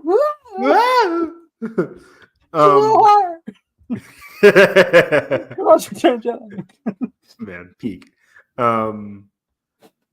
But yeah, and then goodbye Nala Se, but also goodbye Rampart. I mentioned up top. It's great seeing these characters like Rampart not turn good, just confirming to his insecurities, and it's pure Empire maneuvering there. Where I think I'm gonna get the upper hand. I can do this. Get the upper hand. There is no upper hand within the structure of the Empire. I keep saying it. The Emperor is the only one who has the upper hand on everybody there. Everybody else is just struggling for the bottom shift. Yeah. And it's not great. And if you keep on trying to succeed and usurp everybody else, you're just going to end up dying. And that's definitely the case for Tarkin too. We'll get to Tarkin in a minute. But yeah, so goodbye all the data on Project Necromancer, and that alone will cripple the Empire for years to come, all because of the Bad Batch and because of Omega's planning. Part of me did want a scene of Palpatine getting an update and just being pissed. Be like, fuck. They're just like awkwardly stepping out the room. Just like, not for me. But yeah, Tarkin immediately phones Hemlock in the next scene about all the chaos, and he specifically mentions the Zillabes. And I didn't pick up on this, but Star Wars Explained was like, this has to mean that Tarkin has spies on base, because how else would Tarkin know about the Zillabes running away? So it's very funny that Tarkin probably has spies on board, because he always wants to get the upper hand on his quote-unquote, co-workers in like Krennic and like Hemlock, like in Thrawn as well. Like he always wants to get the upper hand on all these people doing all these disparate projects, so he can swoop in and take the credit and laugh when the other people fail. Basically, that's who Tarkin is. He's that one asshole friend who's not really your friend, but just wants to be better at you, make everything a competition when you don't even realize it's a competition. Tarkin's like if Thrawn was arrogant and didn't have self-awareness. Exactly, which wouldn't have been great. So yeah, and then I mentioned like must have spies on board. Heroes on both sides, villains everywhere. This is very similar to how he treats Krennic, right? Like he treats Krennic like shit, and then as soon as Krennic is useless to him, blows him up basically and takes control of the project or whatever. Even by the end of this, he's like, "All right, we're gonna transfer the funds. We're gonna focus on my project, as Project Stardust." And I'm like, exactly. "You bitch! Your project? You don't give a shit about it unless it works." Yeah, this is Krennic's project, but like, yeah, if it fails, it's on Krennic. If it succeeds, it's on me. What an asshole Tarkin. And I mean, that's why the Emperor loves him. He's like, "Oh, you're just like me." It's so funny, like seeing him being all high and mighty, and then you go watch episode 4, and he's like, "Evacuate in our moment of triumph." It's beautiful, and it's crazy how that was like the first Star Wars story, but everything subsequent is about how reconfirming that one line from Tarkin, like in our moment of triumph. No, he is so overconfident, and that overconfidence is exuding off of him in every Tarkin scene in the Clone Wars, in the Bad Batch, in Rogue One. Like every time you read and hear Tarkin, it's all reflected back on his final moments, and it's super poetic. Your overconfidence is your weakness, said Luke to the Emperor. Exactly. Same thing to Tarkin. So yeah, then we cut to clones evading the training room where the Bad Batch, of course, are getting interrogated. It's clone versus CX troopers, and it's not great. In this first bout, they lose. Omega gets captured by Hemlock here, taken away. And I love how he says, I don't love it, but Hemlock always kind of spin antagonistically. And he says, loyalty to clones is your weakness. I saw you guys coming. And I'm like, loyalty to each other, the loyalty of these clones is why they have succeeded in so many missions and is why Hemlock eventually fails. The loyalty of the clones, the love they have for each other is why Tandis is currently in flames. And it's why he would eventually die. And it's why Project Necromancer eventually fails. Because the loyalty of the clones overpowers the cruelty of the Empire, long and short of it all. It really feels like you can track the Empire screwing itself when they do discontinue the clones altogether, because it's like you will never have a better army than this. Exactly. But also, yeah, you can say as well, like the clones, even if that happened, maybe the clones, there will always be people like the Bad Batch. There will always be people who would, if the clones did continue, if they weren't even passed away, parsed out, there will always be people like the Bad Batch who will try to like fight against that control and like help out their brothers who are under that mind control, if they stuck with it. But yeah, and then again, Necromancer is crumbled because of everything the Bad Batch did in this finale, and it pushes the Empire years into the future, like leading, of course, to the rise of Skywalker. So Batch and the clones then brutally defeat the CX troopers after they recover. Wrecker literally slams the head of one of the CX troopers into a console head first. Brutal, dies, and then Wrecker, I think, also impales another trooper to a console. Like, there were some choices where at a point I'm certain the animators are like, we're just gonna do it. What are they gonna do? Cancel us? Yeah, because it was gnarly in there. Yeah, it got brutal. Multiple shots to the head, impaled. Crosshair getting his hand cut off. Somebody just gets into like electrocuted. Like it was brutal. It was cool. And then of course we get to probably one of my favorite scenes in all of Lucasfilm animation. It's pouring outside. It's raining. I directed it. I know. I was like, oh, Nate's gonna love this. It's pouring. It's raining. One way out, basically. Hemlock is like, you actually see the tension on Hemlock's face. He's so like crackable. It's hard to say it, but like unmovable. But you see the fear in his eyes. Like he sees this one ship is one way out. His handcuffed to Omega, blown away in his face. And then he turns around and it's just Hunter and Hunter and Crosshair, limping out, gun trained on Hemlock, but they're like Crosshair, of course, no arm, so he has to use Hunter as support. And they look at each other, and Hemlock's all like, "You can't kill me. I have Omega," but Omega's like, "You're not going to kill me because I'm Omega." It's like we're stuck in a standstill here. You need me. It's great here, and then of course Omega looks at Hunter and Crosshair. She understands the assignment. They know what to do. They know the plan. It just comes down to, can Crosshair execute? He failed when Omega was getting taken away on Pabu, but can he succeed here? Yes, he can, because he's with Hunter. And it's such a beautiful fucking sequence here as he pulls the trigger, not at Omega or not at Hemlock, but at the cuffs on Omega after she bites Hemlock, puts it into the air, of course, shoots the link, and then they just blast Hemlock. boom, boom, boom, boom, boom. It was fantastic. And he falls into the abyss of Tantus. Goodbye, Hemlock. And then, of course, eaten by the live stock. Oh, I would have loved to see like one of those beasts. I think it was called a Dryax, like feed on Hemlock. But that's for the behind the scenes.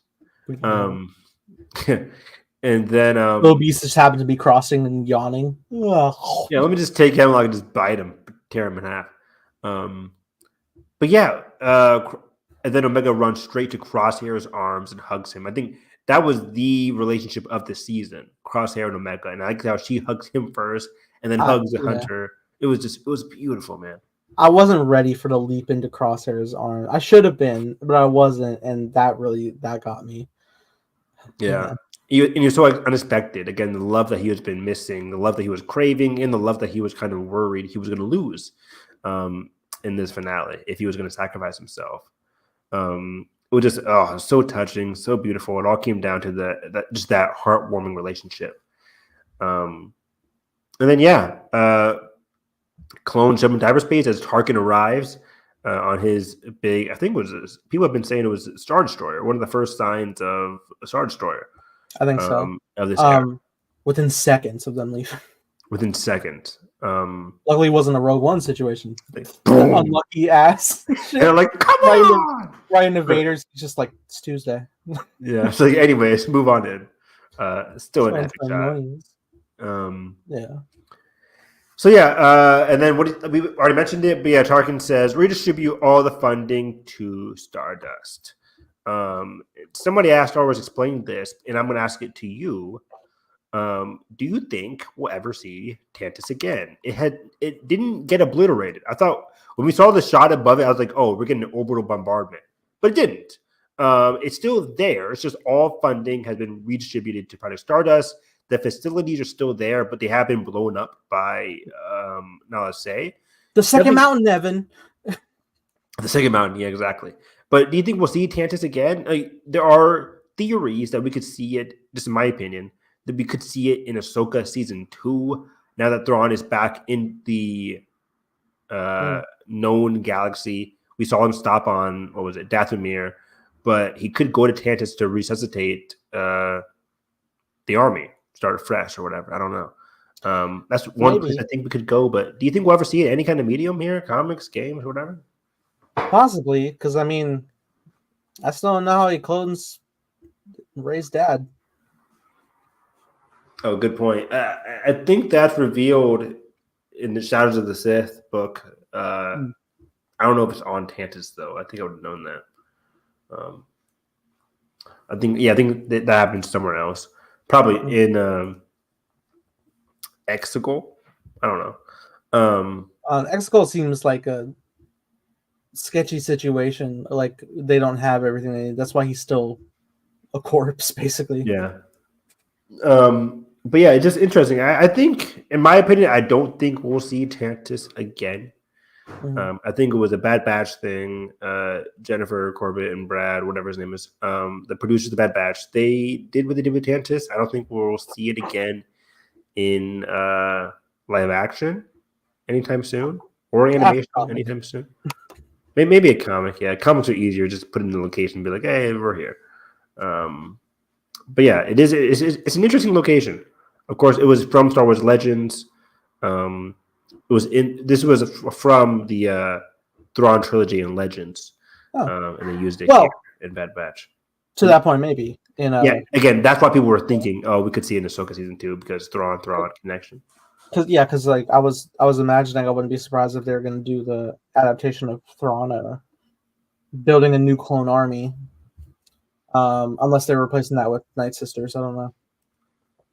Yeah, exactly. We don't really know because again, he took a lot of crates from Peridia to Dathomir, and then we have zombie clones. We don't have a lot.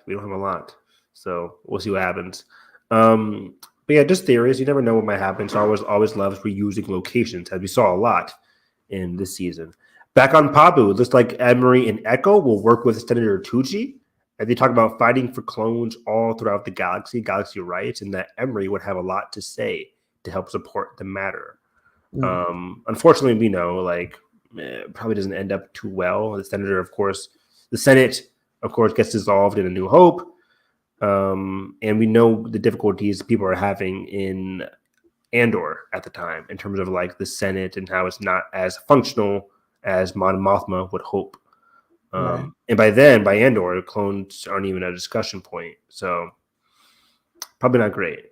Even by the time Kenobi is happening, clones aren't all that prominent.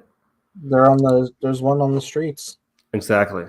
So might not be helpful, but again, in the short term, probably helping the good fight and saving as many clones as you can, pushing agendas as far as you can will always be a good thing.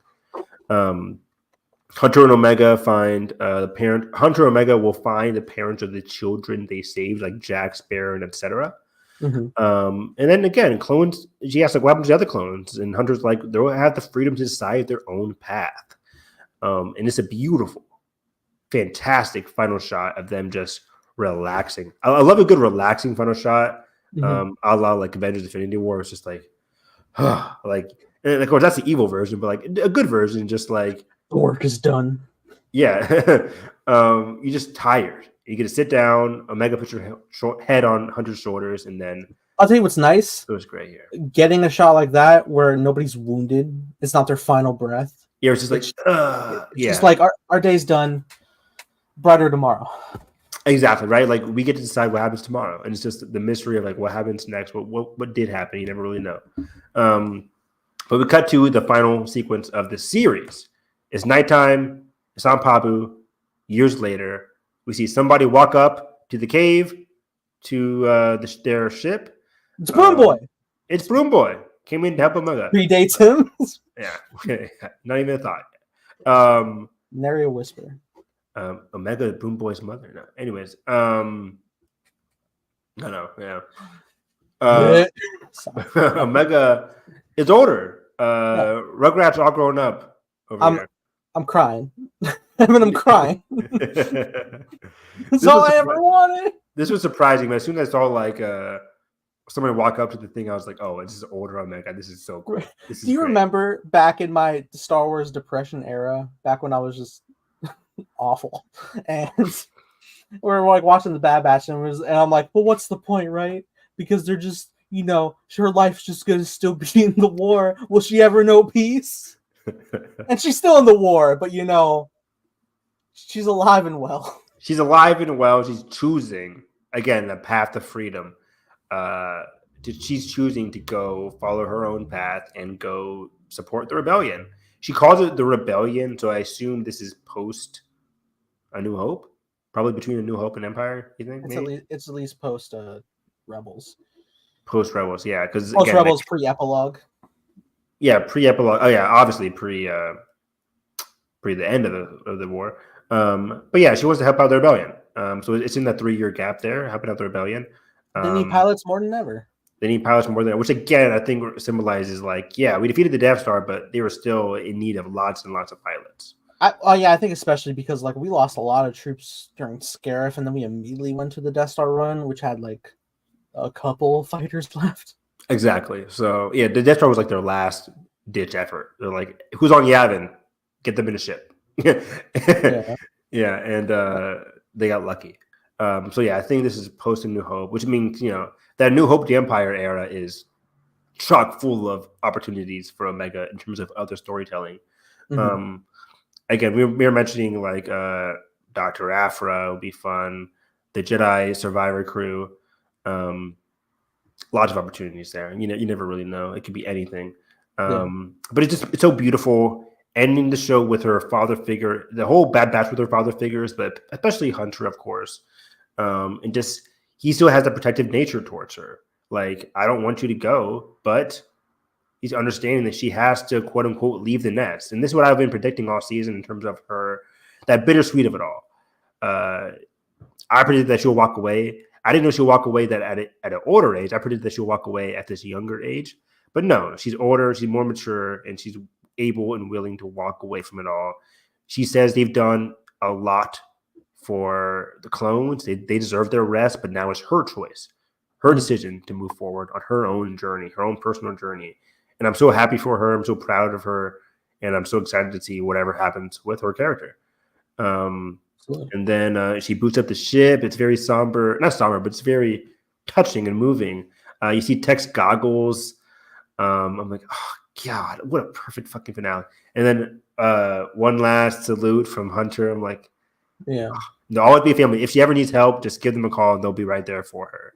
That was such a good conversation with Hunter. Where it was just like, I'm ready for this, and he's like, I know you are. I'm not. I'm not. I'm like, oh, this is like straight up. Like, you can really tell the people writing this are like parents and understand. Like, it was just so well thought out.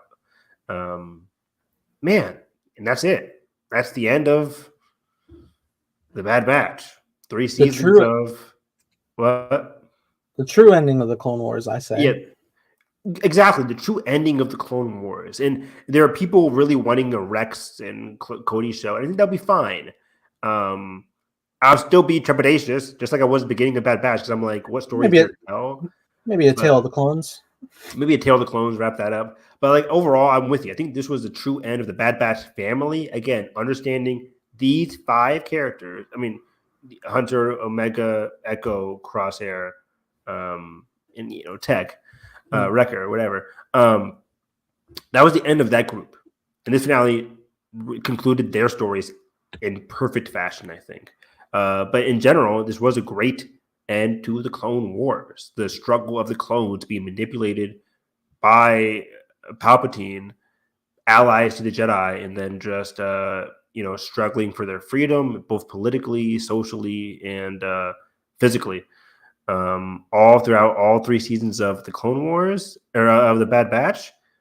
Thrilling episode every time. This is the definition of a tension-filled series. They understood tension in nearly every episode, but also maintained how heartfelt this family, this found family is. One of the best depictions of a found family in all of Star Wars.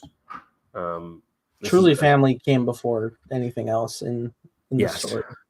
Exactly. Family first, and then action and other Star Wars contextual obligations came second. I'm just so happy with how they ended things here. A beautiful series, one that I'll always remember. And we've always rewatched the finale. We watched the finale of season 2. Yeah. We rewatched the finale of season 1. I think over the summer we rewatched the finale of the Bad Batch, probably after Acolyte, when we're hitting a lull in Star Wars news. Because after the Acolyte, I think Skeleton Crew is happening in Christmas time. Right. Is the new rumor. So we're gonna have a lot of months for commentaries, of course, and for Bad Batch reminiscing. That's right, ladies and gentlemen. Ewok Adventures, covering it all. Boom! That's how we do it. But the job doesn't stop. The job's not finished. May 4th, they decided, oh yeah, you guys liked Star Wars? You like that shit? We have Tales of the Empire. 6 episodes worth of Tales of the Empire. A lot of episodes. I didn't take too many notes here, actually. Going through Tales of the Empire. I took a lot more notes when we got to the Barris stuff, to be honest. Yeah. Did you ever end up watching Tales of the Empire? I did. Okay, good. And yeah, I enjoyed it for the most part. Again, very similar to Tales of the Jedi. 2 characters, 2 different stories. One goes down a darker path, even within Tales of the Empire, which is already a darker story. One goes down a darker path, while, spoiler alert, Barris confronts her dark past and decides to move in a positive direction. What were your overall thoughts of Tales of the Empire? Well, I watched it and I feel bad that I wasn't as engaged with the Morgan Elsbeth story past the first episode. I do, because I was like, all right, cool. You know, whenever we have an instance like this, I'm like, you're really gonna pull me into the depths of like the character, and I'm hyped to see that. But it hardly gives you more, you know. Like I couldn't agree more. Yeah, like we get to see like her upbringing and like her reasoning for like setting her on a journey with Grievous wiping out her clan and stuff, and like that was good. That was really compelling. And her being set on her way after she kind of like wrongly steers this group that finds her into a war-torn path that only brought destruction, which is just like gonna echo her journey, which the elder says as much. That was really compelling. That was a great stopping point. I was like, cool. I can't wait to build up more on Morgan. Yeah, I think the first episode really sets us off really well. It's dark. The beginning, ominous. The Grievous stuff is great, but then I agree with you. Subsequent episodes, his laugh haunts her, like when she's staring at the fire. Like, this is great. I like this a lot. And there was a shot where like she's like grabbing like the dirt of like what's left of her village, and I'm like, that looks real. Yeah, was that somebody's hand? Actual hand? You and I'm like, look at the grains.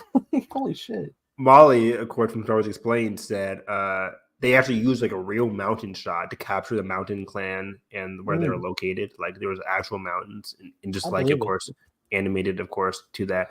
But yeah, it looked really good. I say this with like each new project, like literally every new release from Lucasfilm Animation. I'm like, they keep stepping up. How did they keep happening? Again, when we first saw the first season of Bad Batch, we're like, this is stunning. But now I look at it, I'm like, oh, I can see a clear difference between the first season of Bad Batch and this season of Bad Batch. Which is funny because the Bad Batch has like the same quality of the finale of the Clone Wars. Which looks also great. So I'm like, wow, it's so astonishing. They're improving year by year. It's weird. But yeah, I couldn't agree with him more. The first episode is really good. The subsequent episodes don't really give us much depth. That was my biggest weakness. Like then episode 2 and 3 really just kind of feels like a setup of like, Morgan's in the town and she's got ties with Thrawn.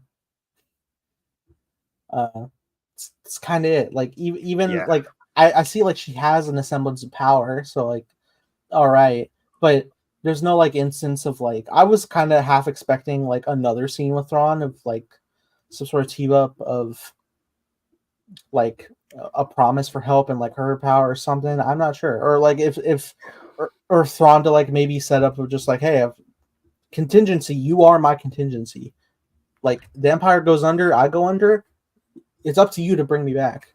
Yes, and there were some interesting things here in episode 2 that, again, I think going on with what you said, they're not really diving into it. I understand this is Tales of the Empire. I understand that we don't have as much time with these stories. It's supposed to be limited stuff. Boom, boom, boom. We're getting snapshots into their life.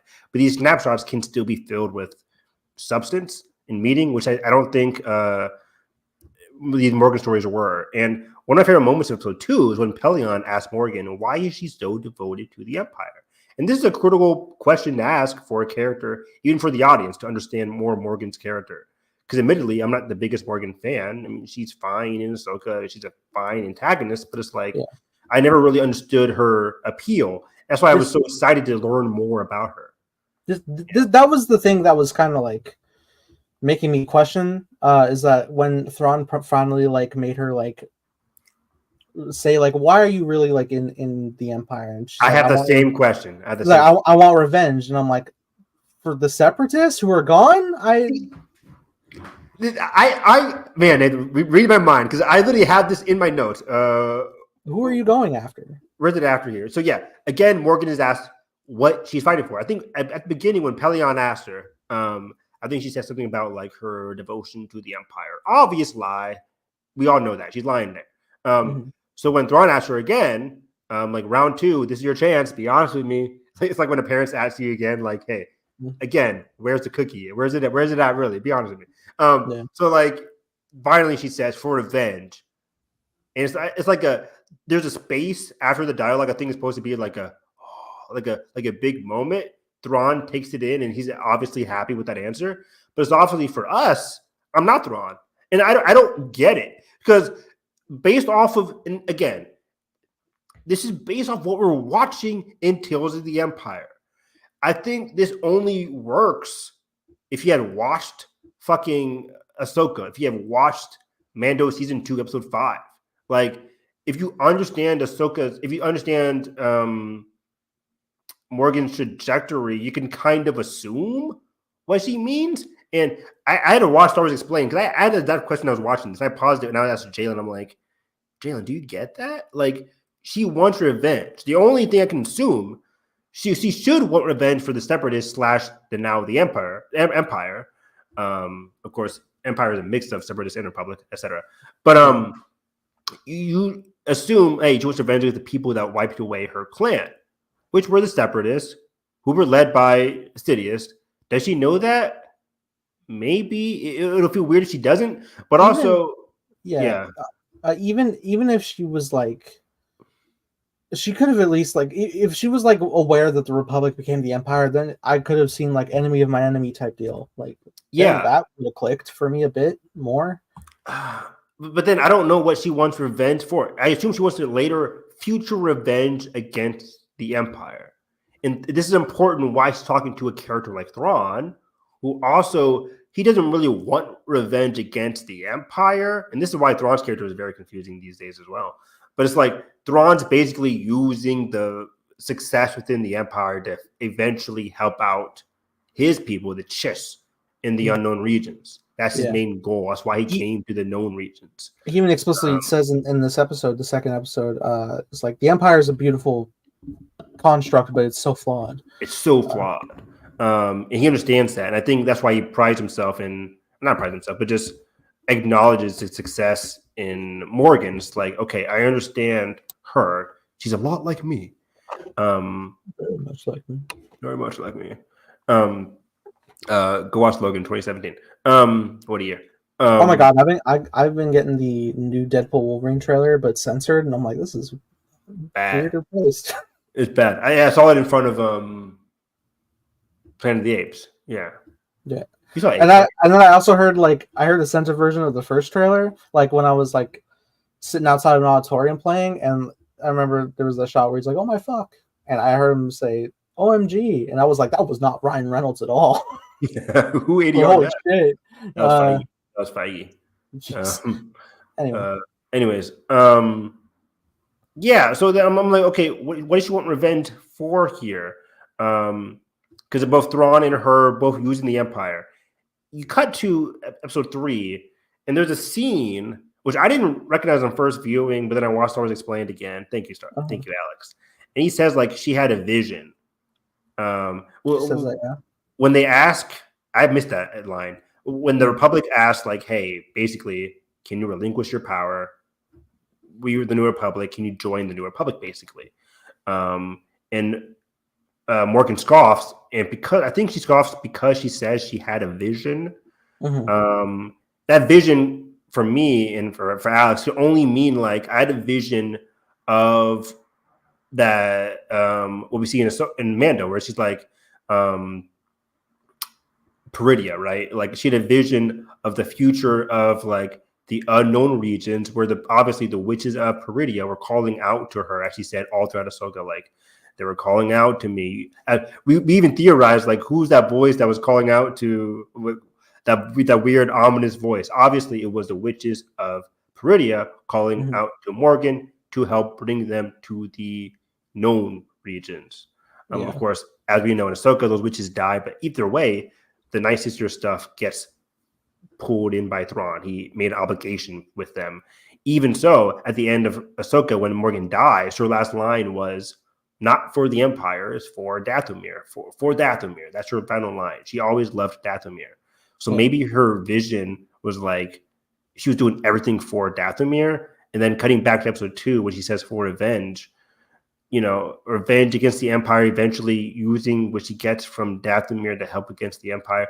All these things you have to dig through. It's not fucking evident in the show at all. It lacks depth. And episode 3 was my least favorite one. First of all, it's very fast paced. We cut to this random New Republic person who said she used to be from Corvus and now she's back. Maybe it would have been cool if we had an episode delegated just to Corvus, so we could understand the plight that these people were going through. Because we cut to it and they're already pissed at her.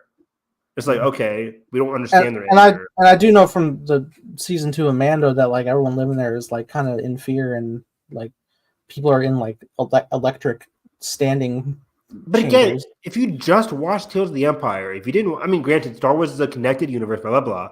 But it's like, if you just watch Tales of the Empire, is that fulfilling? If you're just like, oh, these random people are pissed at her, and then, I mean, I guess. No, but I guess I do. I would view Tales as like a piece of like true add-on after you get your actual introduction of Morgan in Mando. But honestly, what I would do is I probably would have merged episode 2 and 3 together as just an overall Morgan as Thrawn. I'm going to give you this town.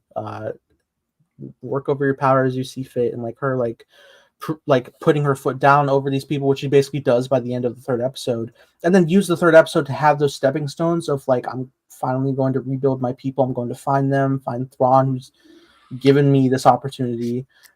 That would have been a better narrative, I think, in terms of delving into her vision, delving into her connection to her past, and how that's bad.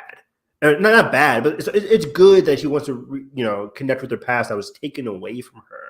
But I think I think the story wanted to have the perpendicular, not the parallel, of Barriss going down the light direction while Morgan goes down a darker direction. And I think because they wanted to have that dark and light contrast, they cut away, in my opinion, or in your opinion as well, the interesting Peridia Night Sister stuff in favor of like, oh, I'm just bad. And I'm thinking it's like, yeah, we get it. She goes on a darker path. Yeah, I get the symbolism of like this path of it. And I think the title is really cool. Path of fear, anger, hatred, the dark side tenets, so you will. I understand that, but it's very like surface level, cookie cutter shit. Like if I just don't want to dive too deep into it, I can see the clear path, the clear narrative there. But it leaves a lot to be desired, and a lot of it is left hanging on having to dive deep into what you see of her character in Ahsoka and dive deep into what you see in her character in Mando. And again, it's just not that fulfilling. I agree with you completely. I think if they had her not construct the town, but just like see more of the town life, very similar to like what we saw in Dooku's episodes, where we saw like 3 individual tales of Dooku doing very similar stuff, going to a town, being disgruntled with the Senate, and then chaos that followed. Like, let us breathe in Corvus, because Corvus as an identity just seems very much like she made it, they hate her, she hates them for hating her, and fuck them, basically. It does feel like when you are watching both Tales shows that like there's almost a mandate like per episode, like you gotta jump a decade. Yeah, you gotta jump a decade, and it works out for Dooku. It didn't really work out for the Ahsoka one, in my opinion, and it didn't really work out well for the Morgan stuff here. It worked good for me for Ahsoka because she's already such an expansive character that's showing her beginning of life, her pivotal training, and then like a little like epilogue after the finale. Like that works for me. But here like for a final episode is like have her like talk to like her martial guy from that episode of Mando. Have her like there's a Jedi like on the outskirts like trying to fuck with things here, and I'm trying to lock it down. Have her on a hologram, hiring Balin maybe to start that'd tracking be down the great. map. Don't get me started on that, Balin and Hati. But it's like we get the one cool scene in episode 2 where she's fighting Rook. Cool fight choreography, by the way. Oh yeah, I was like, this motherfucker. I got I got pissed seeing him again because I hate him. I hate that guy, but he's so cool. I was like, he's back and he's wrinklier. But I'm surprised she took him out, by the way. That's some good fighting skill. Rook has decimated the Rebels crew. Fucking hell. Even though what's her name? Hera was throwing some hands too in season 4 as well. Fuck with Hera, man. Yeah, that was great. But there was a great scene where the leader, when she's fighting Rook, the guy was like, don't shoot or don't help her out. Like, let's watch. I love that scene. I'm like, oh, I want more of that. Why does he feel that way for her? Obviously, she has been neglecting them. That's evident. But it's like, dive into that neglect. Because then otherwise, we're not really feeling like, obviously, I empathize with them. They're surrounded by desolate forest. And she literally burns the forest in punishment in episode 3. Like, she burns. I was like, why? Because she's like, she hates them. She fears that. It's an example, but it's also weird that like she does that and immediately is just like, you're gonna thank me for this. Yeah, she's angry. I guess it's like an abusive, like parental aspect of ruling, but like she's angry at them for being angry at her. I think again, she's like, I gave you all this power, I gave you all this stuff, and then you hate me for it. But also, it's like, yeah, because it place is shitty, Morgan. Again, her path it's paralleling how. Her path of revenge, as stated by the Mother character from the Mother clan, her path of revenge is going to leave you in success, maybe, and leave everybody else in their wake bad. That's only a room for one in her path. There's no room for others. I think that was her whole thing. There's room for one, and that's Morgan. Everybody else in your wake gets left behind. And that's the same thing for Corvus. The Mountain Clan, she kills the daughter of the Mountain Clan inadvertently. And then, But overall for that arc, I was looking forward to learning more about Morgan. But aside from what felt like a checklist that even then felt hollow, it just felt like, all right, we're placing her in the exact place you knew she was going to be, without actually giving me any like in depth of like who she is, like as a now person. We have more context. No, we don't. We still don't know. Because even then, when you like try to break down to me like the there's more to like why she's doing this. Again, it's revenge, which is already feels very surface level, but also I still am very unclear on how the revenge is this course of action. Exactly. You can assume, okay, maybe she's using the Empire, but again, I'm using the word assume. Why isn't her story of using the Empire part of her story? It's absent there. And I think that's part of what she's implying, but why are we missing that instead of getting the boring revenge storyline? That is the weird bit, because it's like very clear she's not like she lied initially. It's like, for the glory of the Empire. She doesn't believe that. That's evident. Thrawn called her out on it. But then by the next episode, she seems like a very model Imperial. Yeah. I mean, she's doing everything. And I guess that's part of the story, right? She's become what she hated. But that's it. Like, but again, how does this get you revenge? Yes, exactly. Like don't make it like I want revenge from it. People make it like there's a shot of getting them back. And now I say this in the weirdest, nicest way possible, but it feels like somebody else entered the studio and was like, "Yeah, I got a Barriss Offee story," and they cooked. Because the direction, the writing, the animation, some of the framing on like when people are like walking into frame, I'm like, holy fuck! Like, you have such a presence coming on screen, right? It felt like some different creative took the story. I don't know how these Tales of the Empire stories are created. It feels like Dave Filoni stuff, because Filoni is in charge of Morgan. He created Morgan, and Filoni's in charge of Barriss. He created Barriss, or maybe George helped create Barriss too. But it's like these are Filoni's children, basically, in terms of characters. So it seems like these are Filoni's things, but it's like either Filoni was obviously more interested in Barriss than Morgan or something, but the direction, the writing, like you said, the framing, it felt very precise and very much more interesting in these shots than we got in the Barris stuff. Because even the shot of her looking at the Jedi Temple burning, we're talking about the Barris Offie stories now, but looking at the shot of her watching the Jedi Temple burning, the light, the darkness of the cell, the burning in the background, I'm like, this is it's raining outside, which is like a subtle thing to notice in like such a sliver, but exactly. And we always talk about how beautiful, horrifically beautiful that sequence of Revenge of the Sith is, of course, with Anakin and the Padme, the sunset scene. It's like the darkness falling under Coruscant, and you can picture that now. Reframe that with Barris looking at what she kind of escaped from, but also the same people that she was punished by is now burning, and she's just watching. It's very interesting. Overall, loved all 3 episodes. I'm just saying that up front. These 3 episodes were banger episodes, in my opinion. I really loved the direction here. Yeah, this will be like my final say on the more. Oh, sorry. But it really does feel like we're on autopilot a bit on those. But then like I go into these and like we have like this side Inquisitor Lynn, and I'm like, I can see what you're feeling in your eyes in so many scenes. Holy shit. Yeah, I was surprised how much depth even a character like Lynn got. And that was a character I did not expect to see. You know, we saw her in Kenobi, but that was really her only introduction. And then she gets a lot more depth here. More so, Lynn got more interesting of a character than Morgan. How did that fucking happen? But yeah. Writing, baby. But yeah, Barris and Lynn in that relationship, the 4th sister and Barris, who I think was, I don't know what number she was, whatever. It doesn't matter. Was extremely interesting. Right from the jump.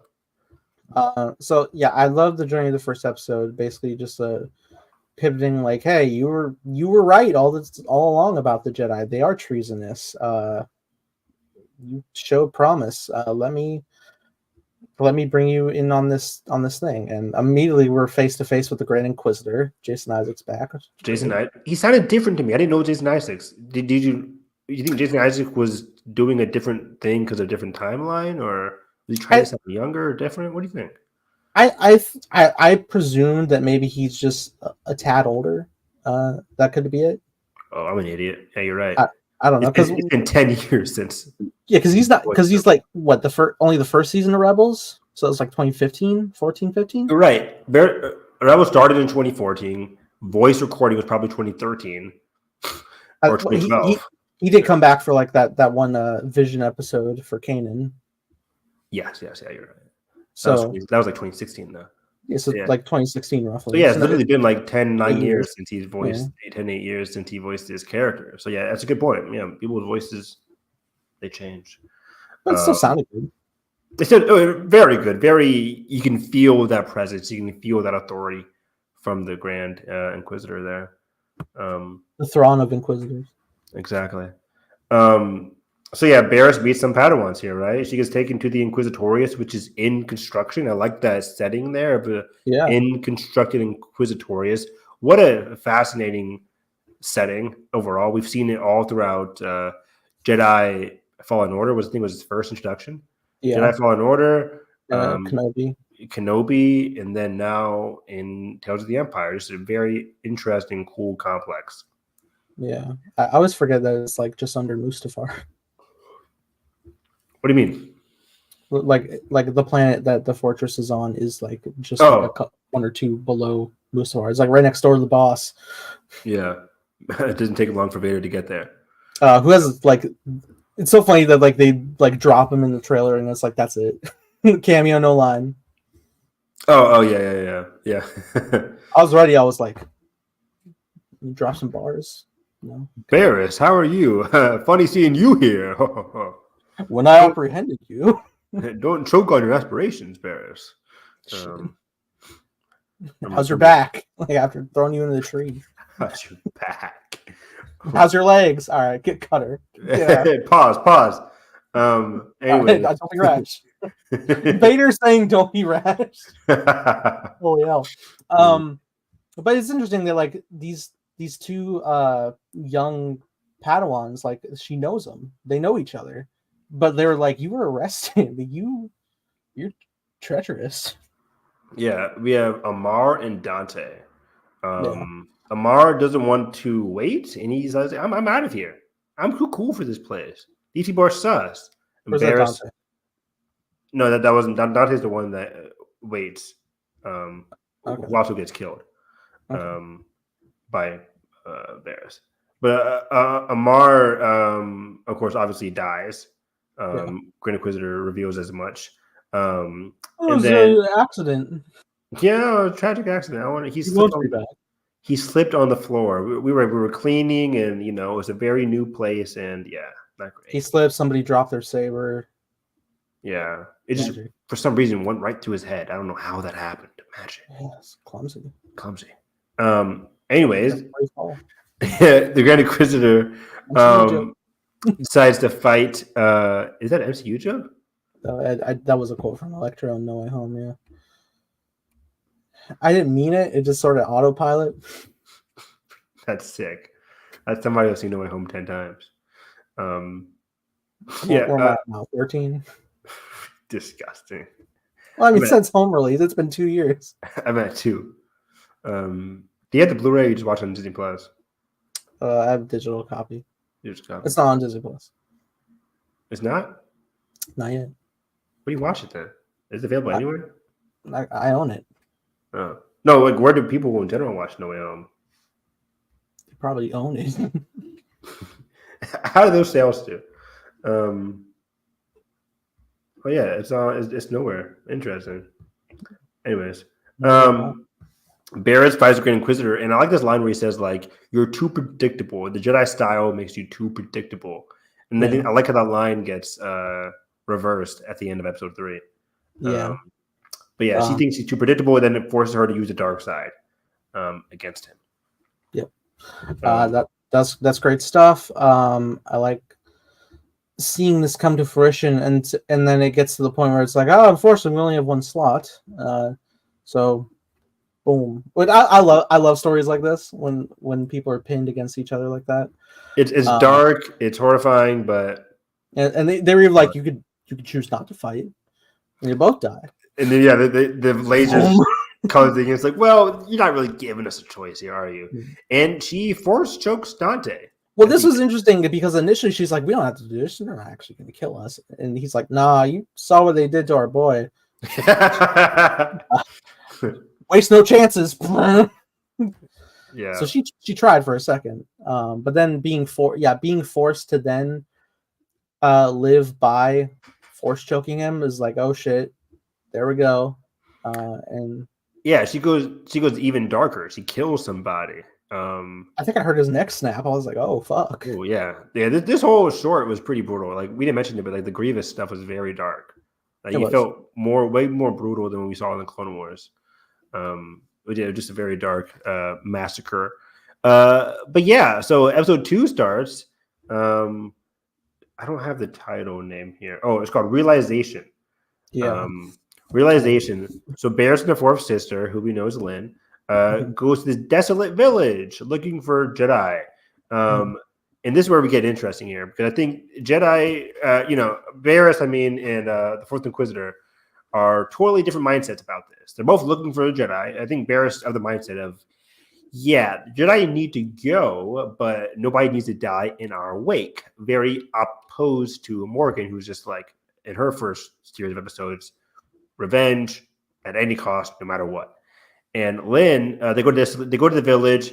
Morgan literally Barris takes off her helmet, like showing her identity, showing her face, and kind of like asks the kid nicely where the Jedi went. First of all, the kid, you're a snitch.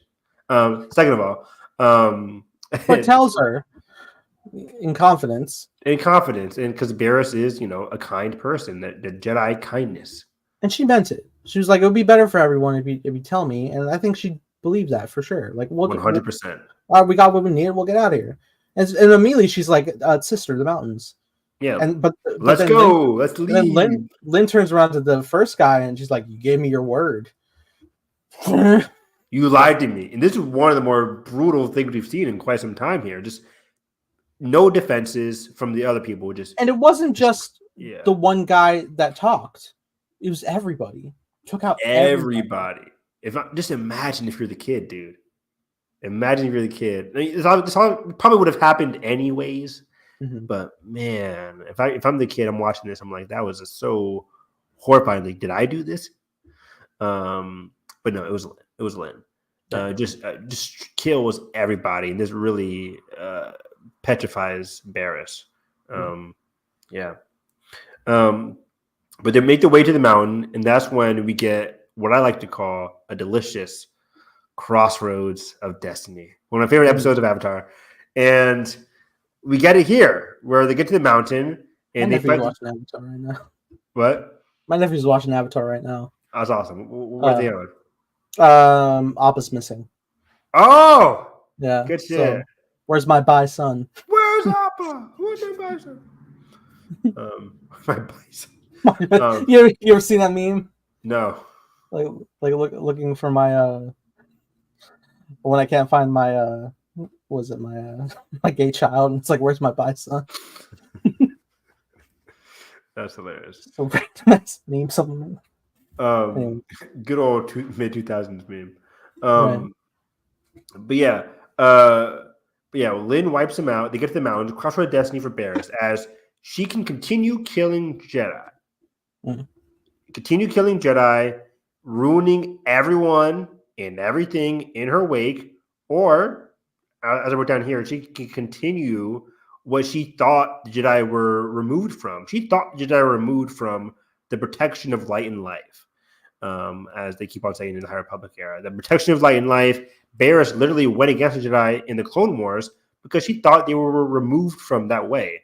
And in essence, she wasn't really that wrong in the terms of the Clone Wars.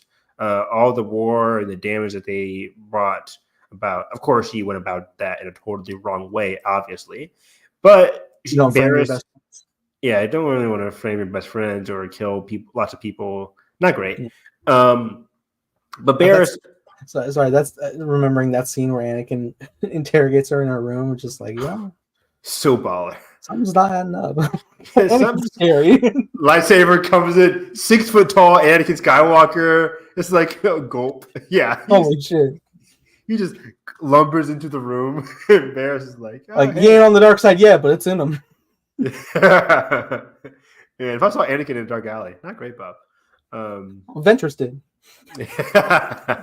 Same episode. Good point. My new Halloween episode isn't that fucking earworm shit. It's Anakin in this episode. But yeah, she acknowledges the flaws of the Jedi, and that's why she was so, as an Inquisitor, accepting of killing those Jedi. But when she gets to this place and she realizes the Jedi are also helping the village people that Lynn just killed, who is she really fighting for anymore? So she thought the Jedi had walked away from that path, and then she realized the Jedi are flawed, but the Empire, the Inquisitorius, far more flawed, far more dangerous, and far more filled with the hatred and terror that she thought she was trying to remove by helping to kill the Jedi. So she changes her ways here with a beautiful line. She said all the Jedi are dead, but then I think Barris says, like, you forgot one, or something along those lines. Or there's one more. Yeah, I think you have one more to deal with, something like that. Yeah, one more to deal with. And I think, does she just force push Lynn off the cliff? Is that it? Lynn leaps to slash at her, but Barris is able to push her off the cliff. Okay, yeah. No hesitation. And you heard Lynn say, "Wow!" It was but yeah. Barris like, that's a long fall, damn. Stud. A plume of smoke. Yeah, what is Looney Tunes? Yeah. And then Barris, of course. Lynn was over. The fucking thing is like, help. Please. We need Looney Tunes, Star Wars, what if? So yeah, Barris goes to help out the Jedi who somehow survived the stabbing that I think does Lynn stab her or just slash the Jedi? Slashed her back. Slash the back. Fin style. Got it. So then and then Barris goes to help out the Jedi. And that's kind of where we leave off episode 2. Then we get episode 3 here, which is called The Way Out. What year is it? What? What year is it? No idea. Again, probably post Kenobi. Yeah, that definitely post Kenobi, but in between that 10 years between Kenobi and A New Hope. That's a question. Is like, are the Inquisitors active during the original trilogy? Let me think here. Post A New Hope. Vader kills a lot of them over time, but then of course, obviously, what are you talking about? We see them in Rebels. Never mind. Duh. That's before A New Hope. I mean, like post A New Hope. Oh, I'm an idiot. Good point. Most of them get cut off in Rebels. The Inquisitor dies. I think they're, either before New Hope or whatever. Vader kills them. There is an Inquisitor comic miniseries coming out. Maybe that might answer our question. Okay. Even though issue 1 seems to be talking about one of their first missions. I mean, Merrick's in the Ahsoka show post trilogy, so there's some activity still happening somewhat. Mm-hmm. True. Unless, again, if his species is even smoke monsters, like I don't know if he was just resurrected for that moment or if he's always like that. Yeah, hard to tell. But yeah, overall, I love this episode. The Inquisitor comes to track down the child that his family gives to Barriss. Barriss has now become a healer. She looks noticeably older. Somebody said, why does Barriss look older and the Inquisitor Lynn does not look as older? Might be an alien species thing, or I like how Alex said that maybe. Oh no, Lynn's hot. Oh no, maybe Barriss is older visibly more so because she's been using life force energy as a healer. Similar to how Ray mentioned how if you continue healing, you lose obviously your life force. Yeah. Maybe Barriss has been doing that incrementally over time. Maybe that's why she looks noticeably older. I don't know. But either way, it could also be species. Yeah, I think mostly it's just a species thing. Lynn species doesn't crack, I guess. She's been working out since getting thrown off a cliff. And yeah, I like this confrontation. They fight. Barriss is bobbing and weaving. But before that, Barriss tells them to go to her ship and that there are coordinates set for an old friend who knows what to do. Ahsoka, right? Probably. That actually reminds me, the ending of the last Morgan episode, like the New Republic person had Bo-Katan on comms. Yeah. Another Ahsoka connection. What a surprise. Sure, but also it went nowhere because it got destroyed. Yeah, I know. But I mean, I guess a little bit of it went to Ahsoka because obviously Ahsoka went there. Yes, that's true. She heard of it. She heard they were needing problems. I think the old friend is probably Ahsoka, who now, fulcrum / working for the hidden path. That idea there. Barriss dodges attacks from Lynn, but then says, okay, go into the ice cave, but you won't make it out. She says something along the lines of like, more of a riddle than what I just said. More like, your anger won't let you out or something like that. Of course, Lynn doesn't follow that, goes in, and quickly becomes lost. At a point, she gets frustrated and starts slashing the walls, and I'm like, you're going to avalanche yourself in here. Yeah, what are you doing? You're going to be your obvious undoing, but that doesn't happen. It turns into, what's it called? The ending of, what am I missing? The Shining. Or she just freezes to death. She walks around in the maze. It's funny. I was watching. I was like, put your hand on the wall. Start walking. You'll get out. Yeah, you'll be fine. Her hand sticks to the wall. Fuck. Slash. She gets off her hand. But yeah, then she starts slashing, and she stabs Ahsoka. No, I'm kidding. She stabs Barriss. I didn't see this coming. This is a great scene, but I did chuckle a bit because she catches her and she's like, I don't care, just show me the way out. It's like, no. I know you feel away. I know who you are. No. Now, Biff. No. We still haven't done Back to the Future. The movies suck. No, I'm kidding. They're great movies. It's scary. Nathan, I reconsider. was like, I can't do this anymore. Yeah. 110 episodes, that's it. I'm done. So yeah, and I think this was a great sequence here. It was a surprising, and then she mentioned how love and hope, or I think I put in my own words here. Love and hope lead to the exit, and anger and hatred like kind of make you lost. And that was really evident here. And she kind of changes Lynn in the sequence. And it kind of, again, mentioning Morgan of it all. Morgan thinks, she thinks fear is giving her power, the fear that she has over the people. And then like Morgan was able to control that fear and become stronger with it, or at least she thought, right? Mm-hmm. But she only really fell victim to it. And then we also saw how her eventual path led to death.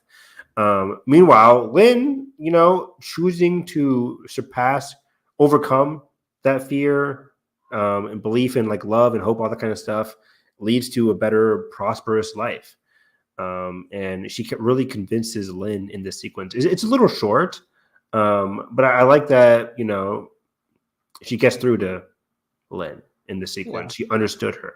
And again, it's short. I would have liked the change to be longer, but in the context of the Tales of the Empire short, I think it works. Yeah, I found it quite beautiful, and she's like, I'm not going to let you die. And the carriers are out of the cave, and they make it out. But and she drops like the symbol of her dropping the inquisitorial blades. Yeah, that was great, and they also like leave it open-ended in a way of just like they don't like show like they made it to the ship, right? It's just like they walked out, and so you're just left with the literal hope that Barris will make it, and that a dark person was changed for the better. Agreed. It's funny how for 10 years now people are like, what happened to Barris? Did she survive Order 66? Like, what happened? Did she survive everybody? And we finally get an answer. And now we're left with the question again: did she survive? Yeah. Like, fuck you, Filoni. Is she alive? But is she like alive and older? Yeah. Does he continue to live? Does Lynn use her life force energy to help out Barris? Like, is she in Ahsoka season 2? Exactly. We need to know these things. Yeah, she probably is. But overall, first, technically, solid Tales of the Empire. Was she in Attack of the Clones? Yeah. Oh, cool. I know Luminara was. I didn't know Barris was. Yeah, maybe I did. I think she's right next to her in the Geonosis arena. Oh, it's a big arena. I missed it. Close up. It's a big arena. Okay, fine. I agree with you. It's a medium shot. Let's end this show on an Acolyte trailer. Vamp for me, Nathan. Talk about something. When I'm feeling sad. Why are you sad, buddy? I'm not right now. Oh, so you lied to me? Which is funny because then, like, I'm going to write stuff and I'm like, I need to feel sad. Let's also watch the official trailer for A Quiet Place. Also really good. I did get that in front of Apes, which was my first time seeing it. Have we and you talked about Apes? Well, no, it just came out this weekend. I mean, I know. Usually between each other. Usually we're friends, Nathan. Usually we see each other's letterbox log. Stop playing. I'm pressing pause. My video is. My YouTube's been a little weird too, and trying to like stop it. Jesus Christ! Literally took 9 seconds of pausing and playing to get it right here. Me too. I think something's up. Like, I always have a little bit of internet issues when I change tabs while streaming on StreamYard. Sure. I don't know why. It didn't used to always happen. YouTube has been having problems today. Like, analytics have been weird too. That was weird. Nobody could see their gross revenue. Okay. Here we go. Okay, let me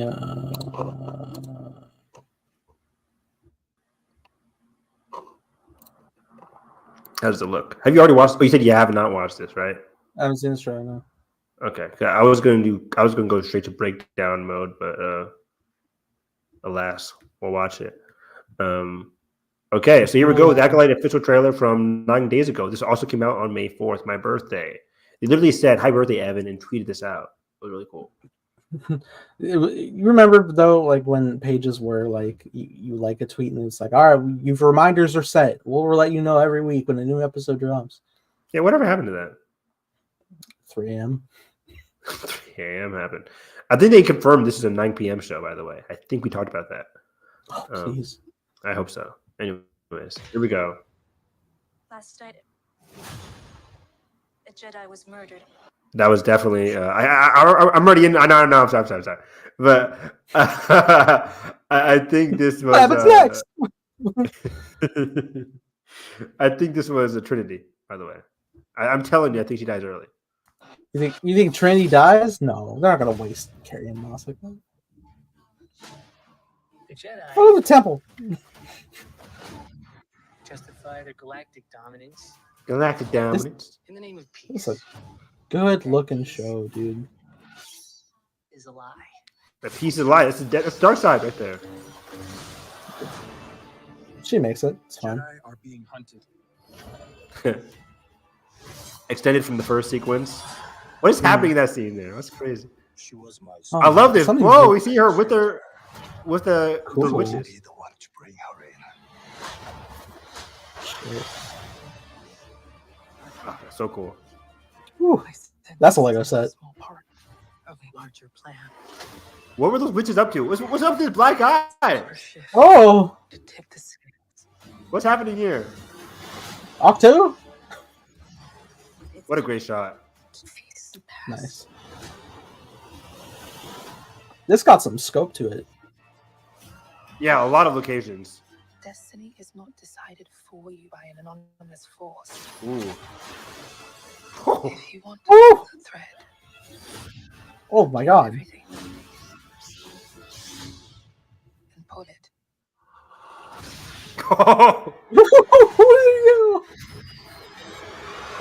God, it's a scary ass mask. That match is so fucking killer. Whoa. Now that's a cosplay for Celebration.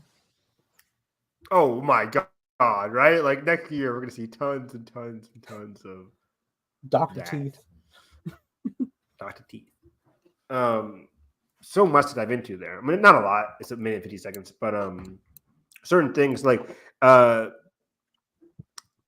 this dude has shot up to everybody's like sus rankings. The guy talking to us at the beginning of the trailer and to May, presumably, or whoever he's talking to about like peace is a lie, all that kind of stuff.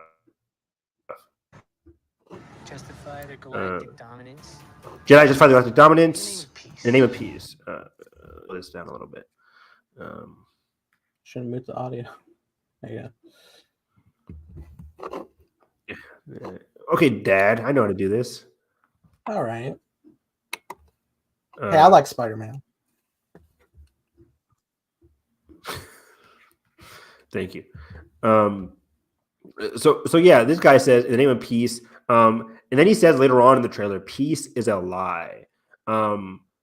I think this is it's just very interesting that he says those words, knowing us knowing that that's part of the dark side creed. Of course, like, you know, peace is a lie. You know, I forget the other words, power, absolute, that kind of stuff. Cake. And cake, exactly. It's very intriguing, very interesting. Given his small description from StarWars.com, like we know he's like an arms dealer, antiquities dealer, so he deals with artifacts, right? So he has that kind of, you assume, Liberator of ancient treasures. Exactly, Dr. Afra. And you can assume that he's knowledgeable about Jedi and the Sith, obviously, because of the antiquities that he comes across. But that line is just very sus. But part of me thinks like the mystery thriller of it all, he seems like the what you would call the red herring Like, you know, every Scream movie, there's always a red herring. I was like, oh, they're trying to make us believe Kirby's the killer. Like, no, she's a red herring. Yeah. But the real killer is sorry, watch Scream 6. It's really good. The real killer. I mean, that could have been for 4 or 6, I guess. Yeah, you never know. Either way, Kirby's good. For Carson, you don't know. If you don't know, now you know. Kevin's only seen 1, 5, and 6. Crazy to me. It hurts me. It hurts He's my like, I soul. saw the murder board in 6. I'm fine. No. Man, I wonder how the There's Carson's always- do we just like slightly diss Carson every stream? I don't know what you're talking about. Carson like getting it too. Like, what's going on here? My name going on? I love that trope in anime. So yeah, that's one of the bigger parts of this trailer. But another thing is that we got a poster which 2 sides of May. Have you seen the poster? Yeah, it's in the thumbnail. Oh, thank you. I knew that. So yeah, we get an extended fight sequence of this. Or the extended sequence is also revealed in the latest Phantom Menace screening. If people want to still go to that, I'm sure you can find beautiful it shot. on Twitter. Yeah. Yord, the Jedi being hunted. In the small TV spot that I mentioned, there was a sequence of Yord fighting, or a little bit, 1 split second of Yord fighting the Sith in that forest area at the very end of this trailer. And that got people worried for Yord. But I think it'll be fine. What's happening? What the fuck is happening here? Jedi meditating, levitating right here, obviously in some kind of trance. May comes in and is just like watching it and then tries to kill him but can't. It's those creatures that are invisible in the Phase 2 High Republic. Yeah. But getting to the big theory of it all, Star Wars Explained, Alex and Molly, I think it was just Alex, said that maybe what's it called? May has a twin sister here, and that kind of goes in line with the poster as well, where there's like a light side and then there's a dark side. And I tweeted out like, oh, there's a cool duality of May, right? She comes from the Jedi, but also now she's kind of like she's positioned as the Acolyte, even though we know that she's not bad. We know she's not bad, given the trailer or the series description from 2 years ago or a year ago, where it's like a former Padawan teams up with her former master, to uncover a series of deaths, and along the way uncovers dark secrets. Something along those lines was the description of the Acolyte. On top of Leslie Headland came out years ago when she said, when her interviews with Lucasfilm, said her pitch to Lucasfilm was what? It was Frozen meets Kill Bill. Oh shit! And I always remembered that. And Frozen is a story of 2 sisters, and Kill Bill is a story of revenge. The revenge angle, I don't really know. That we'll have to wait for the show there, but the story of 2 might be it. And it kind of reminds me of, big spoiler alert for, not big, I won't go into specifics, but in the High Republic Phase 2, there was revealed to be 2 sisters. One sister, let me explain this. Yeah. This one sister was chosen to be a Jedi, and she was taken to Jeddah. And she wasn't a main character, but she had the last name of an antagonist of this other character. So we thought they were related. Cut to the very last book of Phase 2, and we realized they are related. They do have a connection, and she was upset because her sister was taken away from her, obviously, right?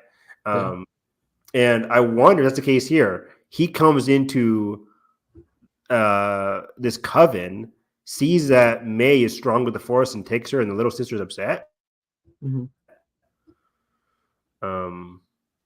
I trained her, and I don't know. It could be it. I don't know. It's very fascinating, and I like this shot too. Of course, this is definitely an older version of May, and older version of Soul. And yeah, I can't wait to see the confrontation. If this sister stuff is the case, and I agree with Alex. Alex said like if this is the case, maybe it's explored early on. Maybe that's revealed from the jump, and that's what May is trying to track down.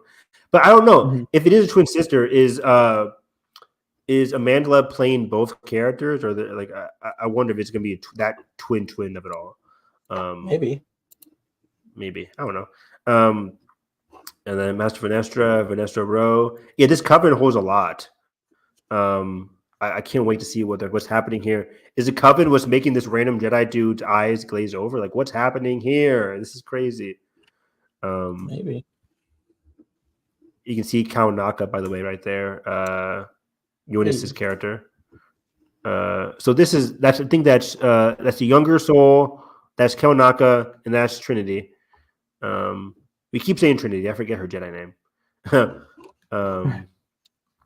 Well, that's all the crew right here. And then, yeah, what's happening here? With the new TV spot, this sequence is extended, and we see this character in black, the Sith Acolyte character. And also in the TV spot, the Acolyte gets name dropped. So, like, it could be an Acolyte. And we see this lightsaber. We see a lightsaber. What are we, some kind of Acolyte? Will Smith, not Will Smith. Who fucking wrote Suicide Squad? What's his name again? David Ayer. David Ayer. He ruined title drops for a millennium. Now everybody's gonna be doing that. What are we, some kind of Suicide Squad? So were we about to do some sort of Arrival? I would love that. The very end of Arrival, you know, it wasn't looking at the stars, it was looking at their arrival. Credits. But yeah, we see the lightsaber go out here in this shot, so I'm very curious. What's the journey going to be like with this Sith character? The helmet looks really badass. What do they look like underneath the helmet? Very curious. Is it going to be a character that we know? Is it going to be any of these Jedi turned bad? We'll have to see. It's time to face the past.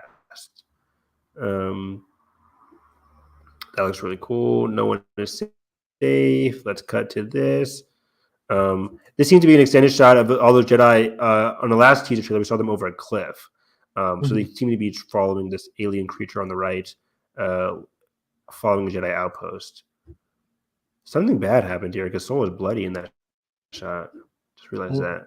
Mother Anisea, Destiny is not decided for you, but it's decided by an anonymous force. Again, she seems to know a lot more than what she's putting on. I'm very curious of what's happening here. Yeah. Wow. And then this asteroid shot just looks incredible. If you want to pull the thread, I think she says like later on, like pull it yourself. I'm super, super intrigued to see the relationship between this mother character and May, a younger version of May.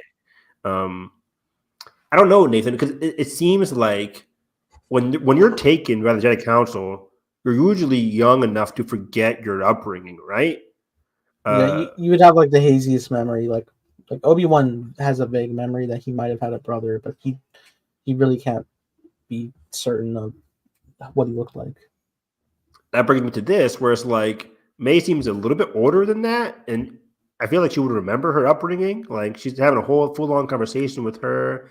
This might be even before the Jedi come to her. So I can't wait to see these scenes extended. And now you would know because you read the High Republic. Are the Jedi always taking Force sensitives as infants, or like did they implement a rule after like bringing in a kid too old?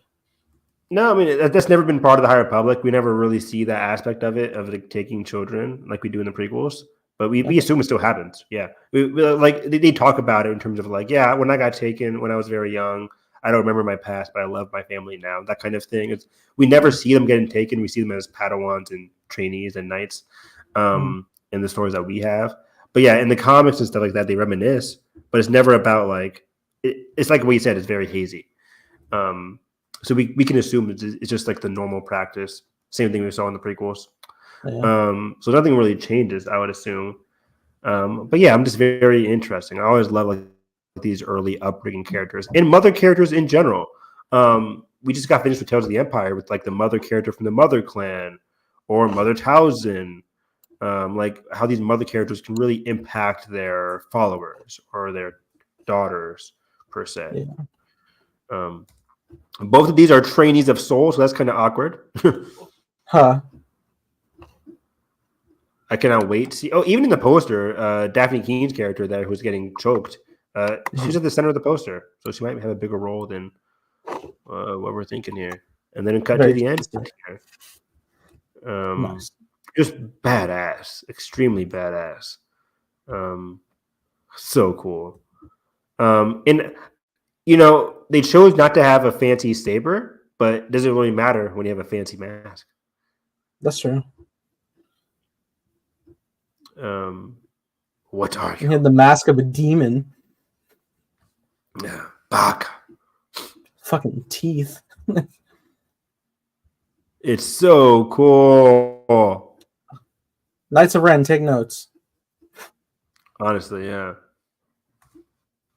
We could see the Knights of Ren in this too, by the way. That'd be really cool. Oh, because how old are they? I don't know. I thought they were original trilogy based, but in the Crimson Reign comic books, Kira said, "Dang, Knights of Ren!" Like, and this was during the, you know, of course, between 5 and 6, and Kira's like, "You guys aren't what you used to be. Like the stuff of legend, basically. It's like, oh wait, they existed before this too." So Kira kind of like, "Oh, you guys have downgraded pretty much." That kind of derides them.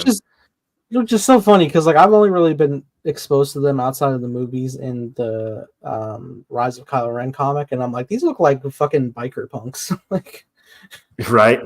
Yeah, the same people who were in the Rise of Kylo Ren were the same people that were talking to Kira, because of course, not that much time has passed between Empire and when Ben Solo's 5 years old. It's like 10 years.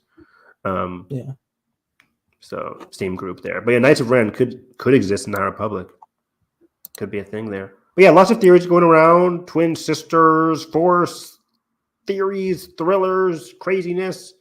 We'll see what happens. We're all probably going to be wrong. As Leslie Hedlund always says, like, we've only seen a smidge of the show. There's lots of surprises to be had. It's very exciting. I cannot wait for the show to come out. Coming out June 4th. And of course, we know June is packed with like House of the Dragon. The Bear at the end of June, and then The Boys. So there's also rumblings right now that Cinemark has a listing of the Acolyte. Thank you for reminding me for the first 2 episodes. Which, like, hey, I mean, if my Cinemark gets it, I'll go. I mean, I'll go too. Yeah, I'm for MC, but you know, take what I can get as long as it's the close one. If it's the one that's far away, that's getting the Spider-Man ones that I can't reach, I'll block it. But I'll be mad, but I'll drive. I'll make the wait, especially if it's over the summertime. Like I won't be tired anymore. Like I don't care what day it is, Monday through Sunday, I'll go. I'll do it. So yeah, I'll buy tickets for that. But yeah, that's it for Hyperspace Hype. We went a bit long here, 2 hours and 22 minutes. We'll take a break for Hyperspace Hype because we got to double up on some commentaries. So we'll take a break from this until the Acolyte gets here in just 2 weeks. But in those 2 weeks, we'll be doubling up on our Fox and Marvel commentary. So we'll be doing that next week, I think, if I have time. Next week, and then a week after that, we'll do Tube and 2 before Hyperspace comes out. Or before Acolyte comes out. But yeah, find me on Twitter at HarrisEV9. On the YouTube side of things, again, we are watching a lot of the Fox Marvel movies. So we watched the first Fantastic Four last Thursday. Before that, we watched the previous X-Men trilogy from Steven Spielberg. Spielberg and Lucas. And George Lucas, exactly. So I gave up and I was like, no, this is George better. He's way better than this. So is Spielberg, to be honest. Anyways, yeah, loving life. This is my last week for 6th grade. My 6th graders graduate on Friday. And then I'm out of school next Thursday. Or or I guess the last day for students is next Thursday, and that last day for teachers is next Friday. Mm. Whew, and then I'm free for the summer. For 9 weeks, I'll be free. Or all of June, all of July, and half of August. Hey, I'm so excited. I can't wait. I gotta put you in the recording booth. Please do. Tag me in, Chief. Put me in, Chief. So Someone say what? we got a lot more, my cup of tea. My cup of tea has been like, my notes for it have been getting longer and longer since last week. There's been a lot of stuff. Ryan Coogler, X-Men rumors, Lord of the Rings announcement, A Quiet Place trailer, X-Men 97, episode 9, and episode 10 today, or 2 days from now is the finale. Fantastic Four news, and then Apes Together Strong. So we'll talk about all that next week. But yeah, that's about it. I'm on Harris EV9. Watch anime, guys. Anime is good for you. It's good for the soul. Good for the soul. So yeah, that's it. That's my parting words. Chicken soup for the anime lover's soul. Exactly. That's what Evan's Twitter is. You can put that as your bio, and it will work. Thank you. You follow me _Time Blazer, making a show called Time Blazer with co-star and creative consultant Evan Harris. Plain Ben, who's about to hit the recording booth soon, apparently. Yep. Hello. Wow, thank you, Hey. Walker. Was this from a long time ago? Congratulations, Evan. This came out a minute ago. A minute ago. Oh, thank you, Walker. I'm on time. Walker, Texas Ranger. Now he's gonna unsubscribe because he's heard that Come joke on. 20 times, and he's Probably not. like, "You're the motherfucker who hears like, oh, my name's Dakota," and you're like, "North or South?" I'm not that derivative. I'll be smarter than that. Okay. So yeah, with that being said, if you guys enjoyed this, make sure you like button, subscribe not right, ring the bell to miss future Hyperspace hypes. And that being said, hope you have a great day. Catch you guys next time. May the force be with you always.